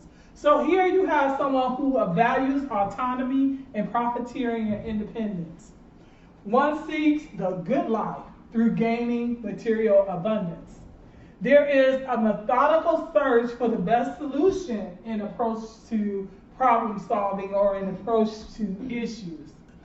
There is a privileging of science and technology as tools for obtaining enhanced living. That's why I describe this system as positivistic, where there is this privileging of data. This is the kind of worldview that says, well, the numbers don't lie. Well, these are the facts. There's this belief that there is some factual reality that can be achieved through the use of science and technology. One enjoys competition and plays to win. It shows constraint risk, unlike what we saw in the red system where you saw the unconstrained risk taking. So in this system, you have a sense of future consequences. So you start to see an expansion of the ability to think more critically. And so there's a showing of constraint as it relates to risk, and manipulation is used in order to achieve success. In this system, one values learning from what are tried and true experiences and methods. And again, as I said earlier, decisions are made after researched inquiry. All right, we'll allow you to focus for a second. See those little black boxes? They're called telephones. I'm going to let you on a little secret about these telephones. They're not going to dial themselves, okay? Without you, they're just worthless hunks of plastic. Like a loaded M16 without a trained Marine to pull the trigger. And in the case of the telephone, it's up to each and every one of you, my highly trained Stratonites, my killers who will not take no for an answer, my fucking warriors, who will not hang up the phone until their client either buys or fucking die!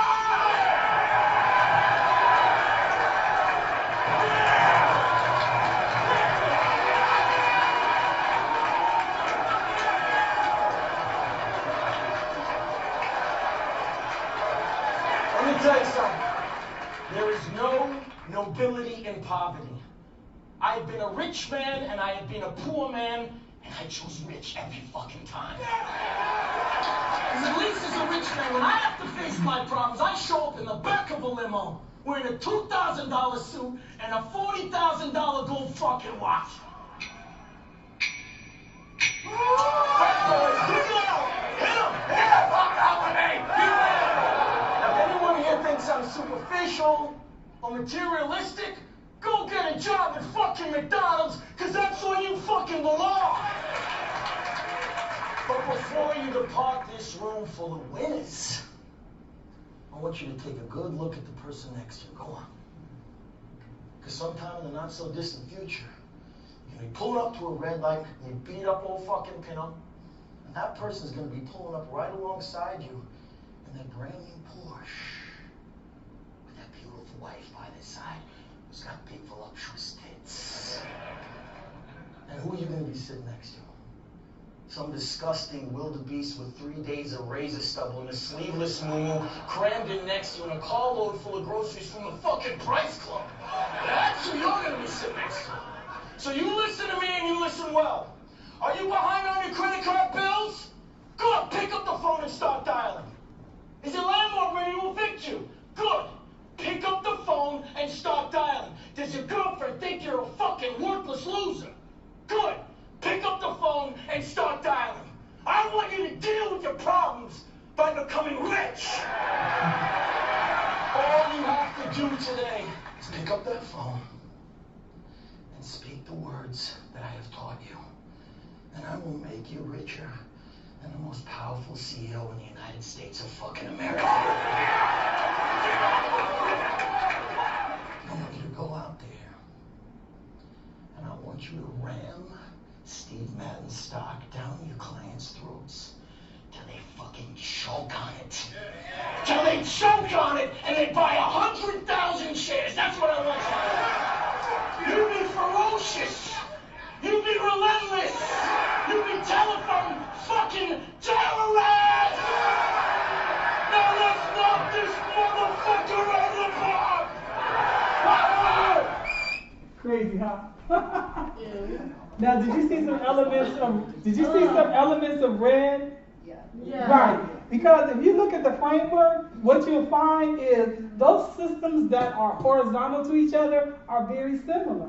But that the one that's higher up has a more complex way of thinking. He used all of those things that you saw. He manipulated everybody. He made them fight over the watch. And see, what happens in this worldview is that you don't want to arouse the ire of people as you manipulate them. But you still are operating like the person in the red system who wants power and control of people, and they already know they got to watch their back. This person doesn't want to watch their back, but they still want the same kind of advantages that you see with the person in the red system, right? Okay. Is it starting to, yeah. Is that a real life thing or is that a movie? That's a movie. It's from a movie? Yeah, it was on Wall Street. You should see it. It's that's right. You said that. I remember. Yeah. I know, it's disturbing. Like I told you, some of these things are going to unsettle some people because you don't think like that. So this one. Nazi Germany right there. Oh, but there you go. That's an excellent analogy. When you talk about Hitler and you think about the things he did, he would be very much orange and even part blue because he thought what he was doing was right. Yeah. In a very nonpartisan way, pieces of Donald Trump in red and orange too. I could definitely see that. Yep. Okay, so that was fascinating. And then, you know, when you think about it in terms of, remember, this framework goes from simplistic to more higher order thinking. And just because you got a degree from MIT or Cornell or Harvard doesn't necessarily mean you have a complex view of the world.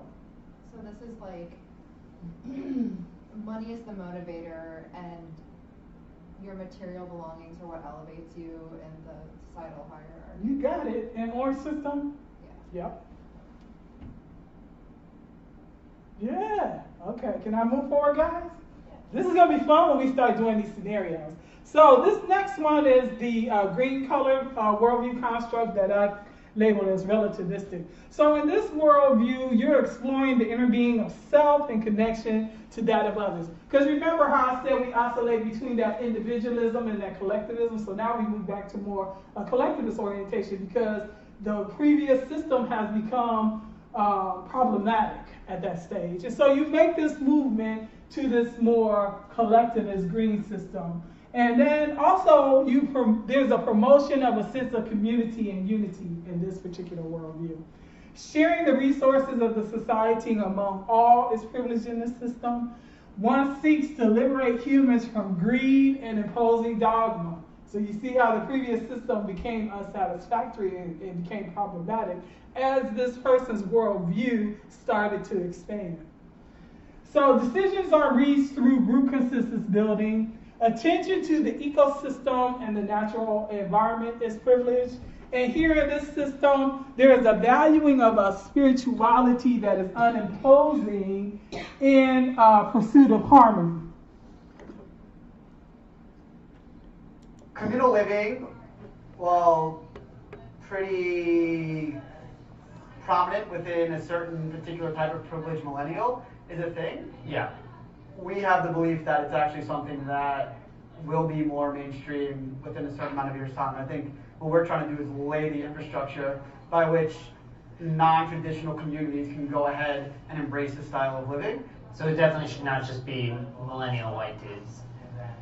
No.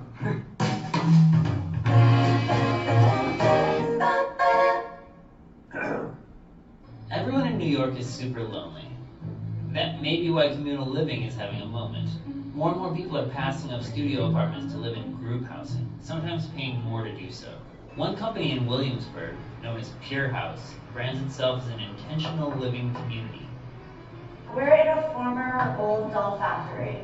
It's been turned into a bunch of artist blocks. I hope it's haunted, but it hasn't been yet. For New Yorkers whose identities have been swallowed up by the vast nothingness of the city, Pure House promises to focus on curating distinct groups of people and their passions. Hi. Sam, good to meet you. Good to meet you, Sam. Membership in Pure House gets you a private bedroom in one of 3 homes located within walking distance in Williamsburg. It's a low ceiling, but it's high enough to stand up. Do you think this is a growing movement in the country, or is it still happening in little pockets? I mean, communal living has been going on for centuries. Yeah, since we were living together in caves. But what's happening now, and this is part of a huge shift, I mean, our lives have become so efficient, and now people are looking for more meaning, more purpose, more community, more connection, more culture, connection with themselves and others. This is what I think is fueling this growing movement, and there are all these different gradients. So on the We Live side, we're talking about what I think of as kind of like condo living 2.0, but there isn't any kind of a operating system, so to speak, that allows for some sort of a kind of communal experience. And then on the other end of the spectrum, you have intentional communities, the kinds of things that are referred to as communes. Things like Pure House tend to be more in the middle. Rooms at Pure House range between $1,500 and $1,800 and include occasional meals, yoga, and massages. By comparison, the more corporate communal housing at We Live in Lower Manhattan runs about $1,700 with no massages. You could rent a room in New York for cheaper, but these places provide intangibles that seem worthwhile to a lot of people, like this weekly dinner where they talk about sex. Is there any sexual act you really enjoy doing? When you're about to go down on a partner, but like you're kissing their stomach and like really intimate as you're moving in and out, and like. What brought you to Pure House? When I moved to New York the first year, I was alone. I felt alone, doesn't matter how many people I met in school, and I feel that I don't have any kind of home to go back to. I was looking for an apartment, and then I found Pure House on one of the apps, and I got to the website, and I was like, that's what I want to. What do you think is behind the movement?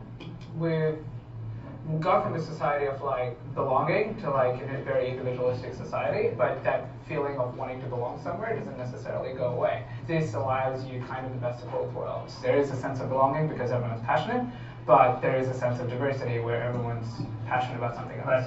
Yeah, not about only about sharing the spaces. I think it's about sharing the conscious, of like we are a group, we are like, a community, and we help each other, and we provide to each other. I think it would be ideal for society to be a little bit more open and more communal.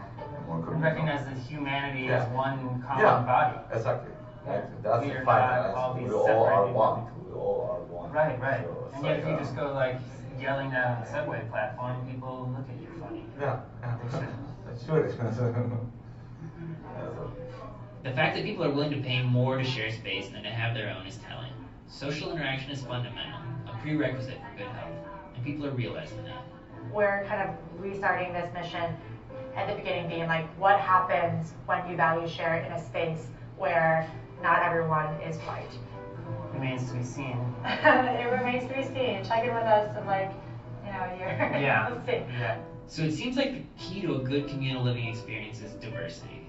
And of course, you want to make sure you're not joining a cult. Yeah, All I'll right. talk you through. We're doing just eye gazing, and it's just way simple. You're already doing it, and it's Yeah, great. I know. I make eye contact all the time. So just like take your hand and just like put it on your lower belly. Oh. Yeah.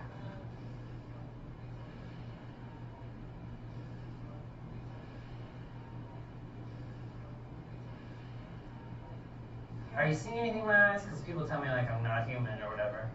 I see that you're not blinking a lot. Okay. Everybody was crazy for that one. So I always ask everybody after showing that video, what would you classify that guy as in terms of the spiral dynamic theory framework? Where would you see him at? Seems very conservative.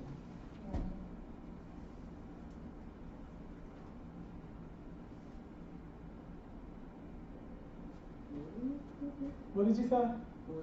Yep. That's what everybody says, and I say, yeah, correct. Also, did you notice he's a physician? No. Yeah, at the beginning when they show his name, he has MD at the end of it. So when you think about people who typically are in health professions, teachers, doctors, I would see that more spiral dynamic blue. But when you think about maybe lawyers, Wall Street people, I can kind of see the orange a little bit more with them. Even though there may be some elements of blue there, possibly even green. I guess people who work for ACLU, I don't know. Okay, so we just finished the first tier level, and we're going to move to the next tier. And I want to reiterate again, remember I talked about the first level being the subsistence level. So at that level, you have this preoccupation with pretty much everyday living, paying your bills, having relationships, and things like that. And at the next level, you don't have that preoccupation. Then you have reached a more, money is not an issue for you in life.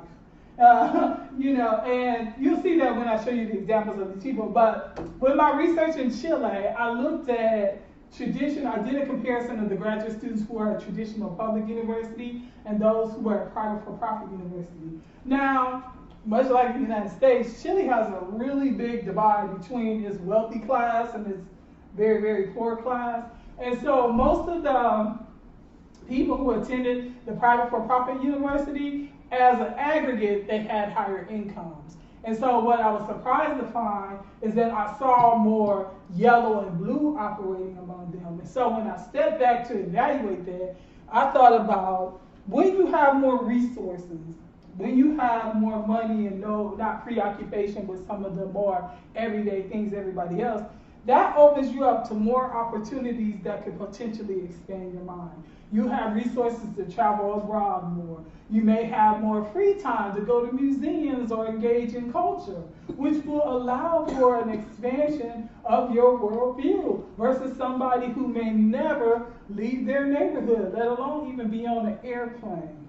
So we're going to move into the tier 2 level. The other thing to remember about tier 2 is it's called the integral level because according to Claire Graves, and I've also seen this in my research, once you've gotten to the tier 2 level, you are able to look down the spiral. In essence, you can recognize those worldviews in other people. That's why a lot of times people say that tier 2 people make better managers because they have the capacity to relate to people more expandedly than what you see in some of the maybe more myopic worldviews that you see in tier 2. So here in this yellow, what I call system awaken phase, you see a higher order integration and unifying of thinking and personal being consciousness. One accepts the inevitable flex and flow of life and nature. And so here at this particular worldview level, you don't have any problem with negotiating dichotomies in life. And that you understand that in life, there are big T's that people hold as truth, but there also exists little T's that people hold as truth. And that there are inevitably uncertainties that we are going to face in life. You cannot predict everything that is to happen, where you might think more applicable in the blue spiral dynamic theory worldview. This particular worldview embraces personal freedom that does not harm others or overindulge in self-interest. So even though it is oriented on the more individualistic side of the framework, once you get to tier 2, Claire Gray said that you started to see a more integration of that notion of individualism and collectivism. So you kind of have this collectivist individualist kind of expression. But it still is individualistic, and I'll show you that. Experiences that, in this particular worldview, one looks to experience the fullness of life on earth, one recognizes diversity and its multiple facets. So, in this system, there is a demand that the existence of an integrated open system be in place for negotiating life, and that this system supports creativity and promotes ingenuity. And who better to represent this worldview than our dear Oprah?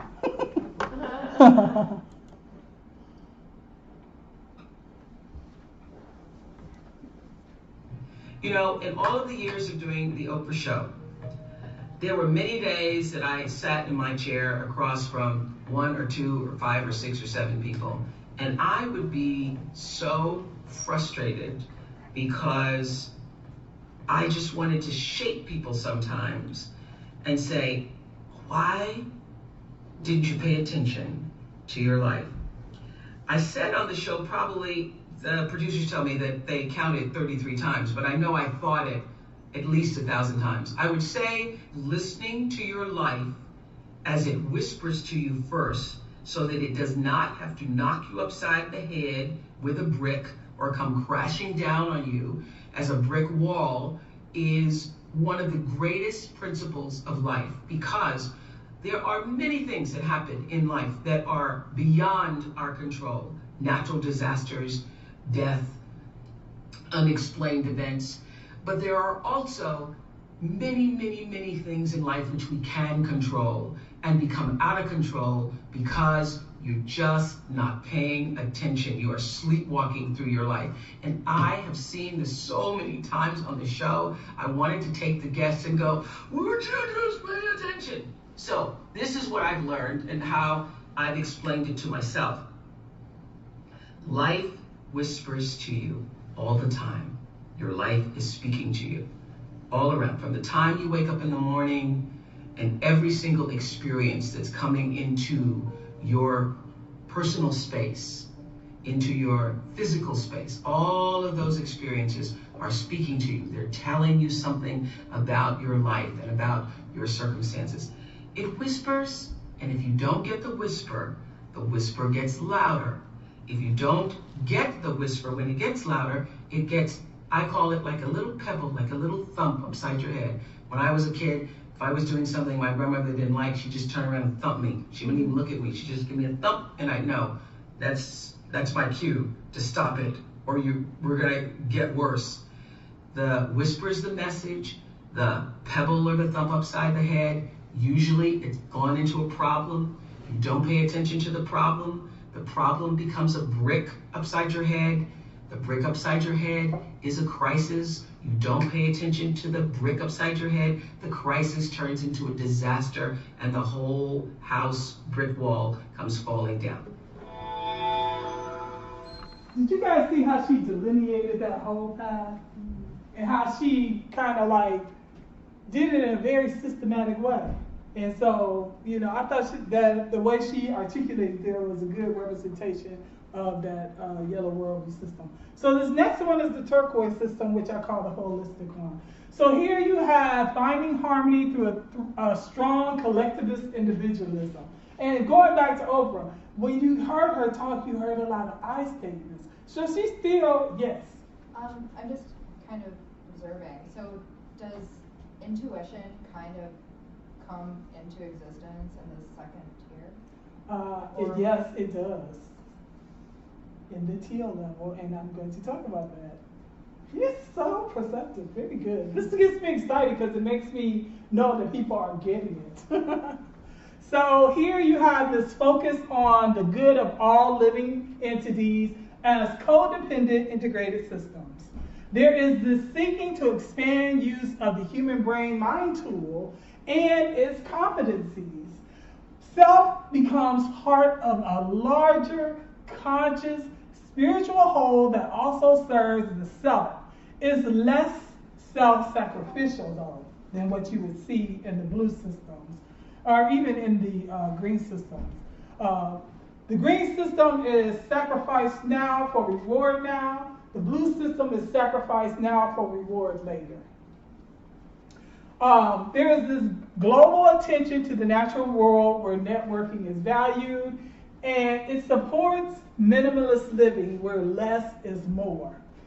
General life is supreme to individual life in this particular worldview. And I don't know if y'all know much about Neil deGrasse Tyson, but he did an excellent job, I felt, in representing that idea. And occasionally in an accusatory way. Are you atheist? You know, the only ist I am is a scientist. All right? I don't associate with movements. I'm not an ism. I think for myself. The moment once someone attaches you to a philosophy or a movement, then they assign all the baggage and all the rest of the philosophy that goes with it to you. And when you want to have a conversation, they will assert that they already know everything important there is to know about you because of that association. And that's not the way to have a conversation. I'm sorry, it's not. I'd rather we explore each other's ideas in real time rather than assign a label to it and assert you know what's going to happen in advance. So what people are really after is, what is my stance on religion or spirituality or God? And I would say if I had to find a word that came closest, it would be agnostic. Agnostic, a word dates from the 19th century, Huxley. To refer to someone who doesn't know, but hasn't yet really seen evidence for it, but is prepared to embrace the evidence if it's there, but if it's not, it won't be forced to have to think something that is not otherwise supported. Okay? There are many atheists who say, well, all agnostics are atheists. Like, okay. I'm constantly claimed by atheists. I find this intriguing. In fact, on my wiki page, I didn't create the wiki page, others did, and I'm flattered that people cared enough about my life to assemble it. And it said, Neil deGrasse Tyson is an atheist. I said, well, that's not really true. I said, Neil deGrasse Tyson is an agnostic. Went back a week later, it said Neil Tyson is an atheist again, within a week. And I said, what's up with that? And I said, all right, now I have to word it a little differently. So I said, okay, Neil deGrasse Tyson, widely claimed by atheists, is actually an agnostic. And some will say, well, you're not being fair to the fact that they're actually the same thing. No, they're not the same thing, and I'll tell you why. Atheists I know who proudly wear the badge are active atheists. They're like in-your-face atheists, and they want to change policies, and they're having debates. I don't have the time, the interest, the energy to do any of that. I'm a scientist. I'm an educator. My goal is to get people thinking straight in the first place. Just get you to be curious about the natural world. That's what I'm about. I'm not about any of the rest of this. And it's odd that the word atheist even exists. I don't play golf. Is there a word for non-golf players? Do non-golf players gather and strategize? Do non-skiers have a word and come together and talk about the fact that they don't ski? I can't do that. I can't gather around and talk about how much everybody in the room doesn't believe in God. I don't have the energy for that. And so agnostic separates me from the conduct of atheists, whether or not there's strong overlap between the two categories. And at the end of the day, I'd rather not be any category at all. Could y'all see the difference between him and Oprah? Even though Oprah, I felt like Oprah was very adamant about personal agency, you know, and being responsible for yourself and choices you make. And that he talked more on the larger collective view of how people engage with each other and go about issues of identity and inclusion. So anywho, so these last two levels, the colors have been identified, but I've seen very little literature, so I have in my research started to do more in developing these higher levels. So I call this one the futurist level, and the color is coral. And so in this level, you see an attention to projecting and directing multiple futures. The material world is protected and not to be exploited. There is this desire to look for symbiosis between the material world and human beings. Attention to bioengineering for health and wealth generation, plus the integration of artificial intelligence into our daily lives. In this worldview, there is a belief in the realm of an inextricable existence between human beings and machines, that you see this meshing that's almost unidentifiable between the two. There is a recognizing of a metaphysical breach that acknowledges somatic being, our feelings, our emotions, as distinct from AI, but there is this goal to kind of integrate them.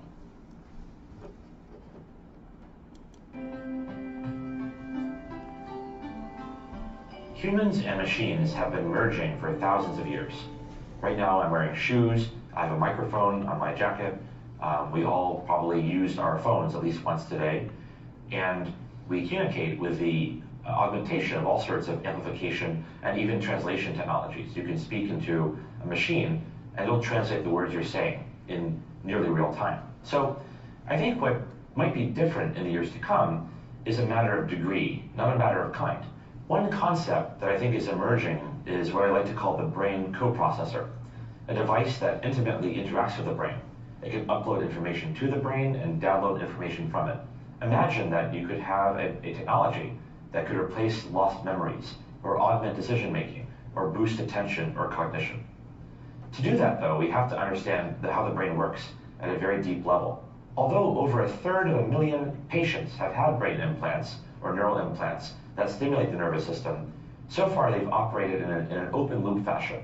That is, they drive activity in the brain, but not in a fully responsive fashion. What we want to do is have bidirectional communication to the brain. Can you read and write information continuously and supply, maybe through coupling these interfaces to silicon computers, exactly the information the brain needs? My hope is that over the next 5 to 10 years, we're going to get deep insights, thanks to our technologies, into how brain circuits compute. And that will drive the design of these interfaces so that we can deliver information to the brain and record information from the brain using the natural language of the brain, reading and writing information in a way that augments, for example, the number of things you can hold in your mind at once, or the ability to recall things nearly perfectly, which is, not an ability so different from looking something up on a search engine on your phone, right? So I think what's going to happen is a continuation of this trend. And I think a lot of people like to talk about artificial intelligence right now. Artificial intelligence, as it stands, is based on a lot of concepts that go back many decades, that build from some very simple observations about the brain. What might AI do, though, once we have incredibly deep insights into the nature of creativity and ethics and other things that the human brain seems to be uniquely equipped for? I think once we start to couple artificial intelligence to the brain that can really augment these uniquely human capabilities, it leads to a new era of what you might call hybrid intelligence. So it won't just be AI running away in some positive feedback loop. It won't be humans upgrading themselves in the absence of coupling to the world, but I think it'll yield a new kind of symbiosis. And I think that's probably the best possible path. And it's also already, if you look at how people operate in the world, what seems to be one of the most prevalent models. So essentially, He's talking about AI thinking and learning. So can you guys see now how tier 2 thinking is so different from tier 1? That if a person is preoccupied with how am I going to make rent next month, they're not free and open to think about some of these more loftier ideas. But if you're not saddled with subsistence living and you have the resources, it allows your mind to think in broader ways. And I think that that's what the framework is presenting. Any questions? Okay. I'm going to go to the last level that I felt comfortable identifying, and I call this the wisdom level. And so in this worldview, it gives attention to the extraterrestrial existence of life beyond the known terra firma. And this worldview would hold that there is something out in the universe that is besides what we know to be what exists on Earth. But if it is, in my opinion, God made that too. It holds that individuals form their realities in connection with an omniscient universal power element, not necessarily a personal God of religion. So these people you might hear talk about the universe, the energy, that's how they identify that aspect of external locus of control. There is an out there, but they don't necessarily see that out there source being organized religious God form. The spiritual meta-being merges with technology at this stage of viewing the world. Knowledge acquisition is free and open in order to promote the survival of all life. So again, you start to see this collectivist notion where information systems and new knowledge is not hoarded by someone to be profiteered and people to purchase and have access to it. In this worldview, the thinking is that all information needs to be open and shared, because in order for survival of life to take place, we need to have open systems, and people need access to information that will allow them to make quality analysis, worldviews, and problem solve. Emergent cycles of new information or reality are precipitated as expanded spiritual and universal exploration.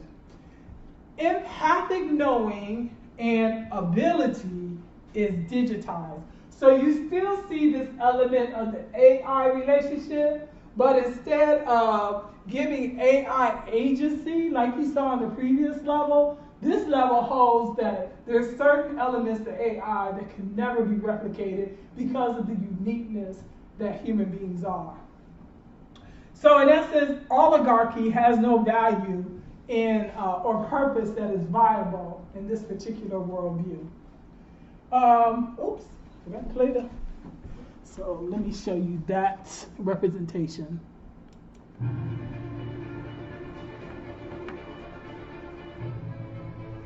Once upon a time, business as usual was often good enough. No more. Where we are going, good enough is dead.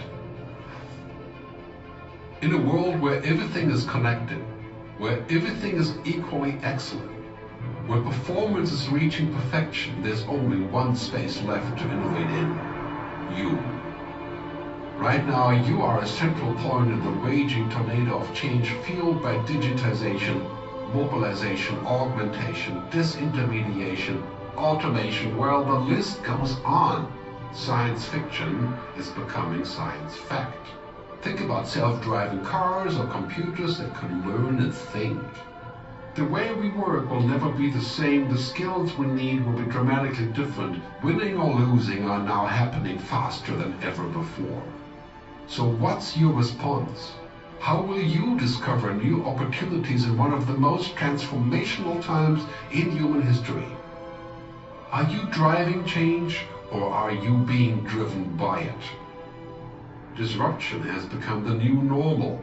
With change, it's always gradually, then suddenly, well, things really have stopped happening gradually. This change is exponential. Everything that used to be dumb and disconnected is now wired and intelligent. Cars, cities, ports, farms, even our bodies will be wired with sensors and will talk to each other. These game changers are also combinatorial. They amplify each other, creating a perfect storm of change. Quantum computing fuels big data. The Internet of Things fuels artificial intelligence and deep learning, which fuels robotics. However, anything that cannot be digitized or automated will become extremely valuable. Human-only traits such as creativity, imagination, intuition, emotion, and ethics will be even more important in the future, because machines are very good at simulating, but not at being. Yes, robots and software will do some of our work, but this will allow us to focus on things that cannot be automated.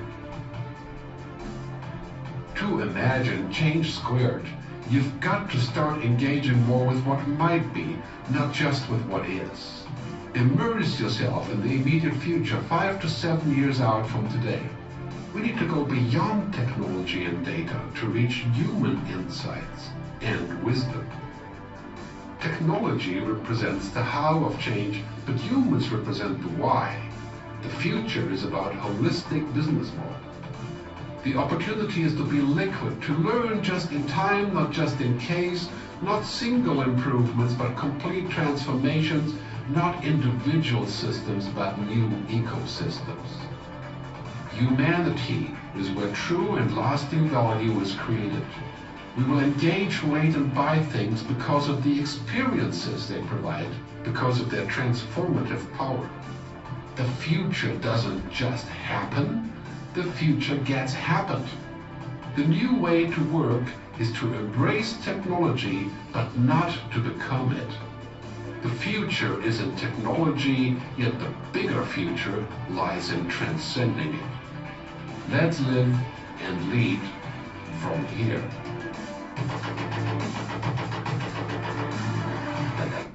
I thought that was a great representation of what you had talked about. And you see still the inclusion of AI, but it privileges the uniquely human aspects of what we are, so it's more collectivist. So those are all the levels so far, and now what we're going to do is the critical analysis stuff. Did y'all enjoy that? Yeah. Awesome. I have to say this really weird, there's something about each one of those presentations that, like, freaks me out. Yeah, they're unsettling. They are unsettling. So you have here some scenarios. So I usually like people to do this in groups. So if you two can work together and you two can work together, that'd be awesome. So you're going to read, there's a scenario 1 and scenario 2. And you have cultural and religious conflicts in education, and then the other one is cultural conflicts at work. And you're going to try to identify the spiral dynamic worldview among the actors. If you all, but anyway. So I just wanted to talk a little bit more about memes. Did any of y'all see the new Black Panther movie? No? You gotta go see it. So even though it's very popular and people are very excited because you got these images that were representing Black people in roles that you typically don't see. So you have, first of all, this representation of romantic love that you don't see a lot as it relates to Black characters in media representation. And then you get also these powerful images of these Black women who are part of the Dora Milaje, and they were protecting the king. But I still find some problematic tropes that were associated with this as well, and some interesting topics. So here, this might not make sense if you haven't seen the movie, but here you have this tension that exists, a race-based trope that talks about, that highlights the fact that Blacks are not a monolith. And so you have this tension between this diasporic African or American African, and then T'Challa, who was the African king. And it raises some tensions that I'm hearing a lot in my online groups about sometimes how continental Africans will embrace racist anti-blackness tropes about American black people. And so I thought that was a very interesting dynamic that's starting to be talked about, similar to the phenomenon of colorism that exists not only within black people groups, but also you see it in Indian groups, to the degree that skin color and this proximity to whiteness becomes an issue. But at the same time, I'm working on a study that looks at controlling images of black women in the media. And I guess what became problematic for me in this representation of the Dora Milaje is that you have this self-sacrificing trope that's been imposed upon black women. Black women are strong, black women protect their men, black women can't be vulnerable, feminine, and soft, and is sometimes tired and need of help. And so that particular trope just kind of raised an antenna for me. And so as a result of that, I wanted to mention my research. So I'm doing research that looks at what was entitled The Pervasive Nature of Misogyny Noir. And in French, the word noir means French, and we all know what misogyny means, right? This prejudice, discrimination, and antagonism against women. And so what I'm looking at is impact in social media spaces and popular culture. So I have this survey, and I would encourage you all to share it with your friends. The criteria for participation is that you have to have, you must be black male or female, self-identified, and to have lived the majority of your life here in the United States. Because I'm really looking to get a uniquely American experience of this phenomenon among black men and black women. So I thought I wasn't sure how much time I would have, because I wanted to talk about, let's see if I put it in here anyway. No, I didn't. Okay, maybe I can come back another time. But in terms of the future of this research, I'm really interested in epigenetics. Are y'all familiar with that? Okay, so epigenetics is this theory that our brains have genetic memory, and that issues such as trauma can be passed on biologically. And one instance in the literature they talked about that is that survivors of the Holocaust had transferred genetically the trauma of that experience. And so I'm wondering if in fact these memes can be structural units that get passed on through our neurological systems, which would make them more than just a cultural unit, but actually has some biological components. So, as a scholar, you always have that stuff to look for in the future. But spiral dynamic theory is awesome, and I feel like it connects us to the evolving nature of cultural change. And here are my references. I want to click and leave those in case anybody wants to go back and reference some of this stuff as well. But yeah, so are there any more questions or comments or? Why does this all feel so disturbing? Oh, I don't know. You tell me. I don't know. I think because we're comfortable with predictability, and the idea about uncertainty unsettles us, particularly if you come from a very religious framework where, no, I don't know. You would have to articulate to me how. I think because I can't place myself in any one of those. Interesting. Well, I do have an instrument, and so at this time I'm using it to identify these constructs in this research I'm doing now, and I also used it in the research that I did in Chile.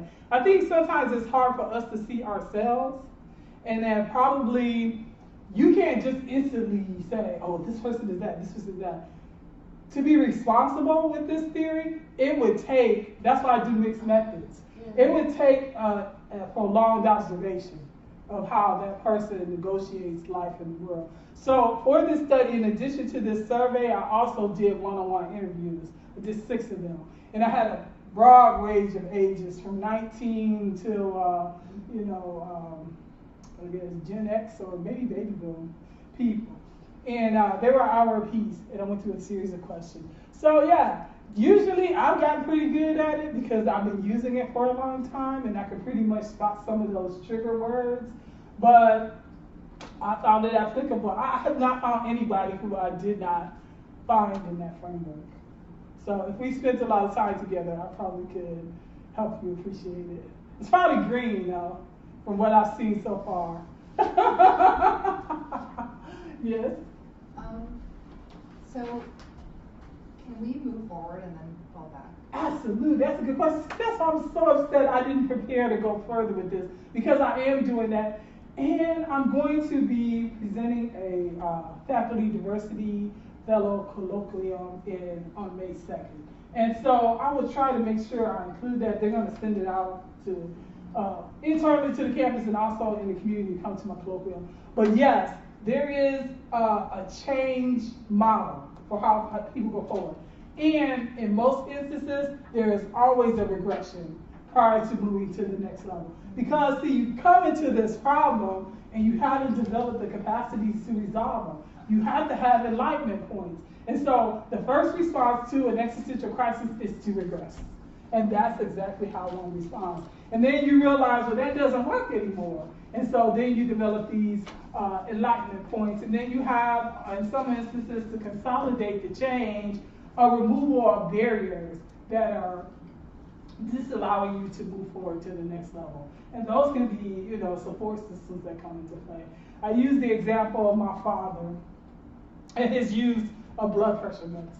So spiral dynamically, I think it would be fair to call my father red blue, right? Very traditional black male or gentleman. And he, because my neighbor background is my father, they are from Oklahoma, Creek Indian, and there's this resistance to really wanting to take medication. And so my father doesn't like to take the blood pressure medicine. So since I know he's red blue, I have to appeal to him in such a way that he will take the medicine. So I approached him from his role as a patriarch. And I said, well, Daddy, we need you. And if you don't take your medicine, you're not going to be around to help everybody. Plus, you like being independent. And if you have a stroke or something, you're going to lose mobility, you know that. And so either you could take the medicine or you could leave our family in a bad state by you getting ill and not being able. My father is almost 80 years old. He ain't really, the same person he was when I was 17. In any event, he still embraces that role. And that's a little bit purple too. And so what happens is I could appeal to him for that, and it has to be consolidated by my mother giving him his medicine every day at the same time. So then he starts to take this blood pressure medicine. But I have to meet him where he's at. And I think that's the beauty of being a tier 2 person that can kind of see down the spiral, or even just at a higher level. Because remember, the systems are assuming. So if you're at green, you've at some point gone through orange and blue, And so you can say, I know what's going on with them. Let me see if I can respond to them in this way. Okay? All right. Well, thank you very much. Thank you. You're welcome.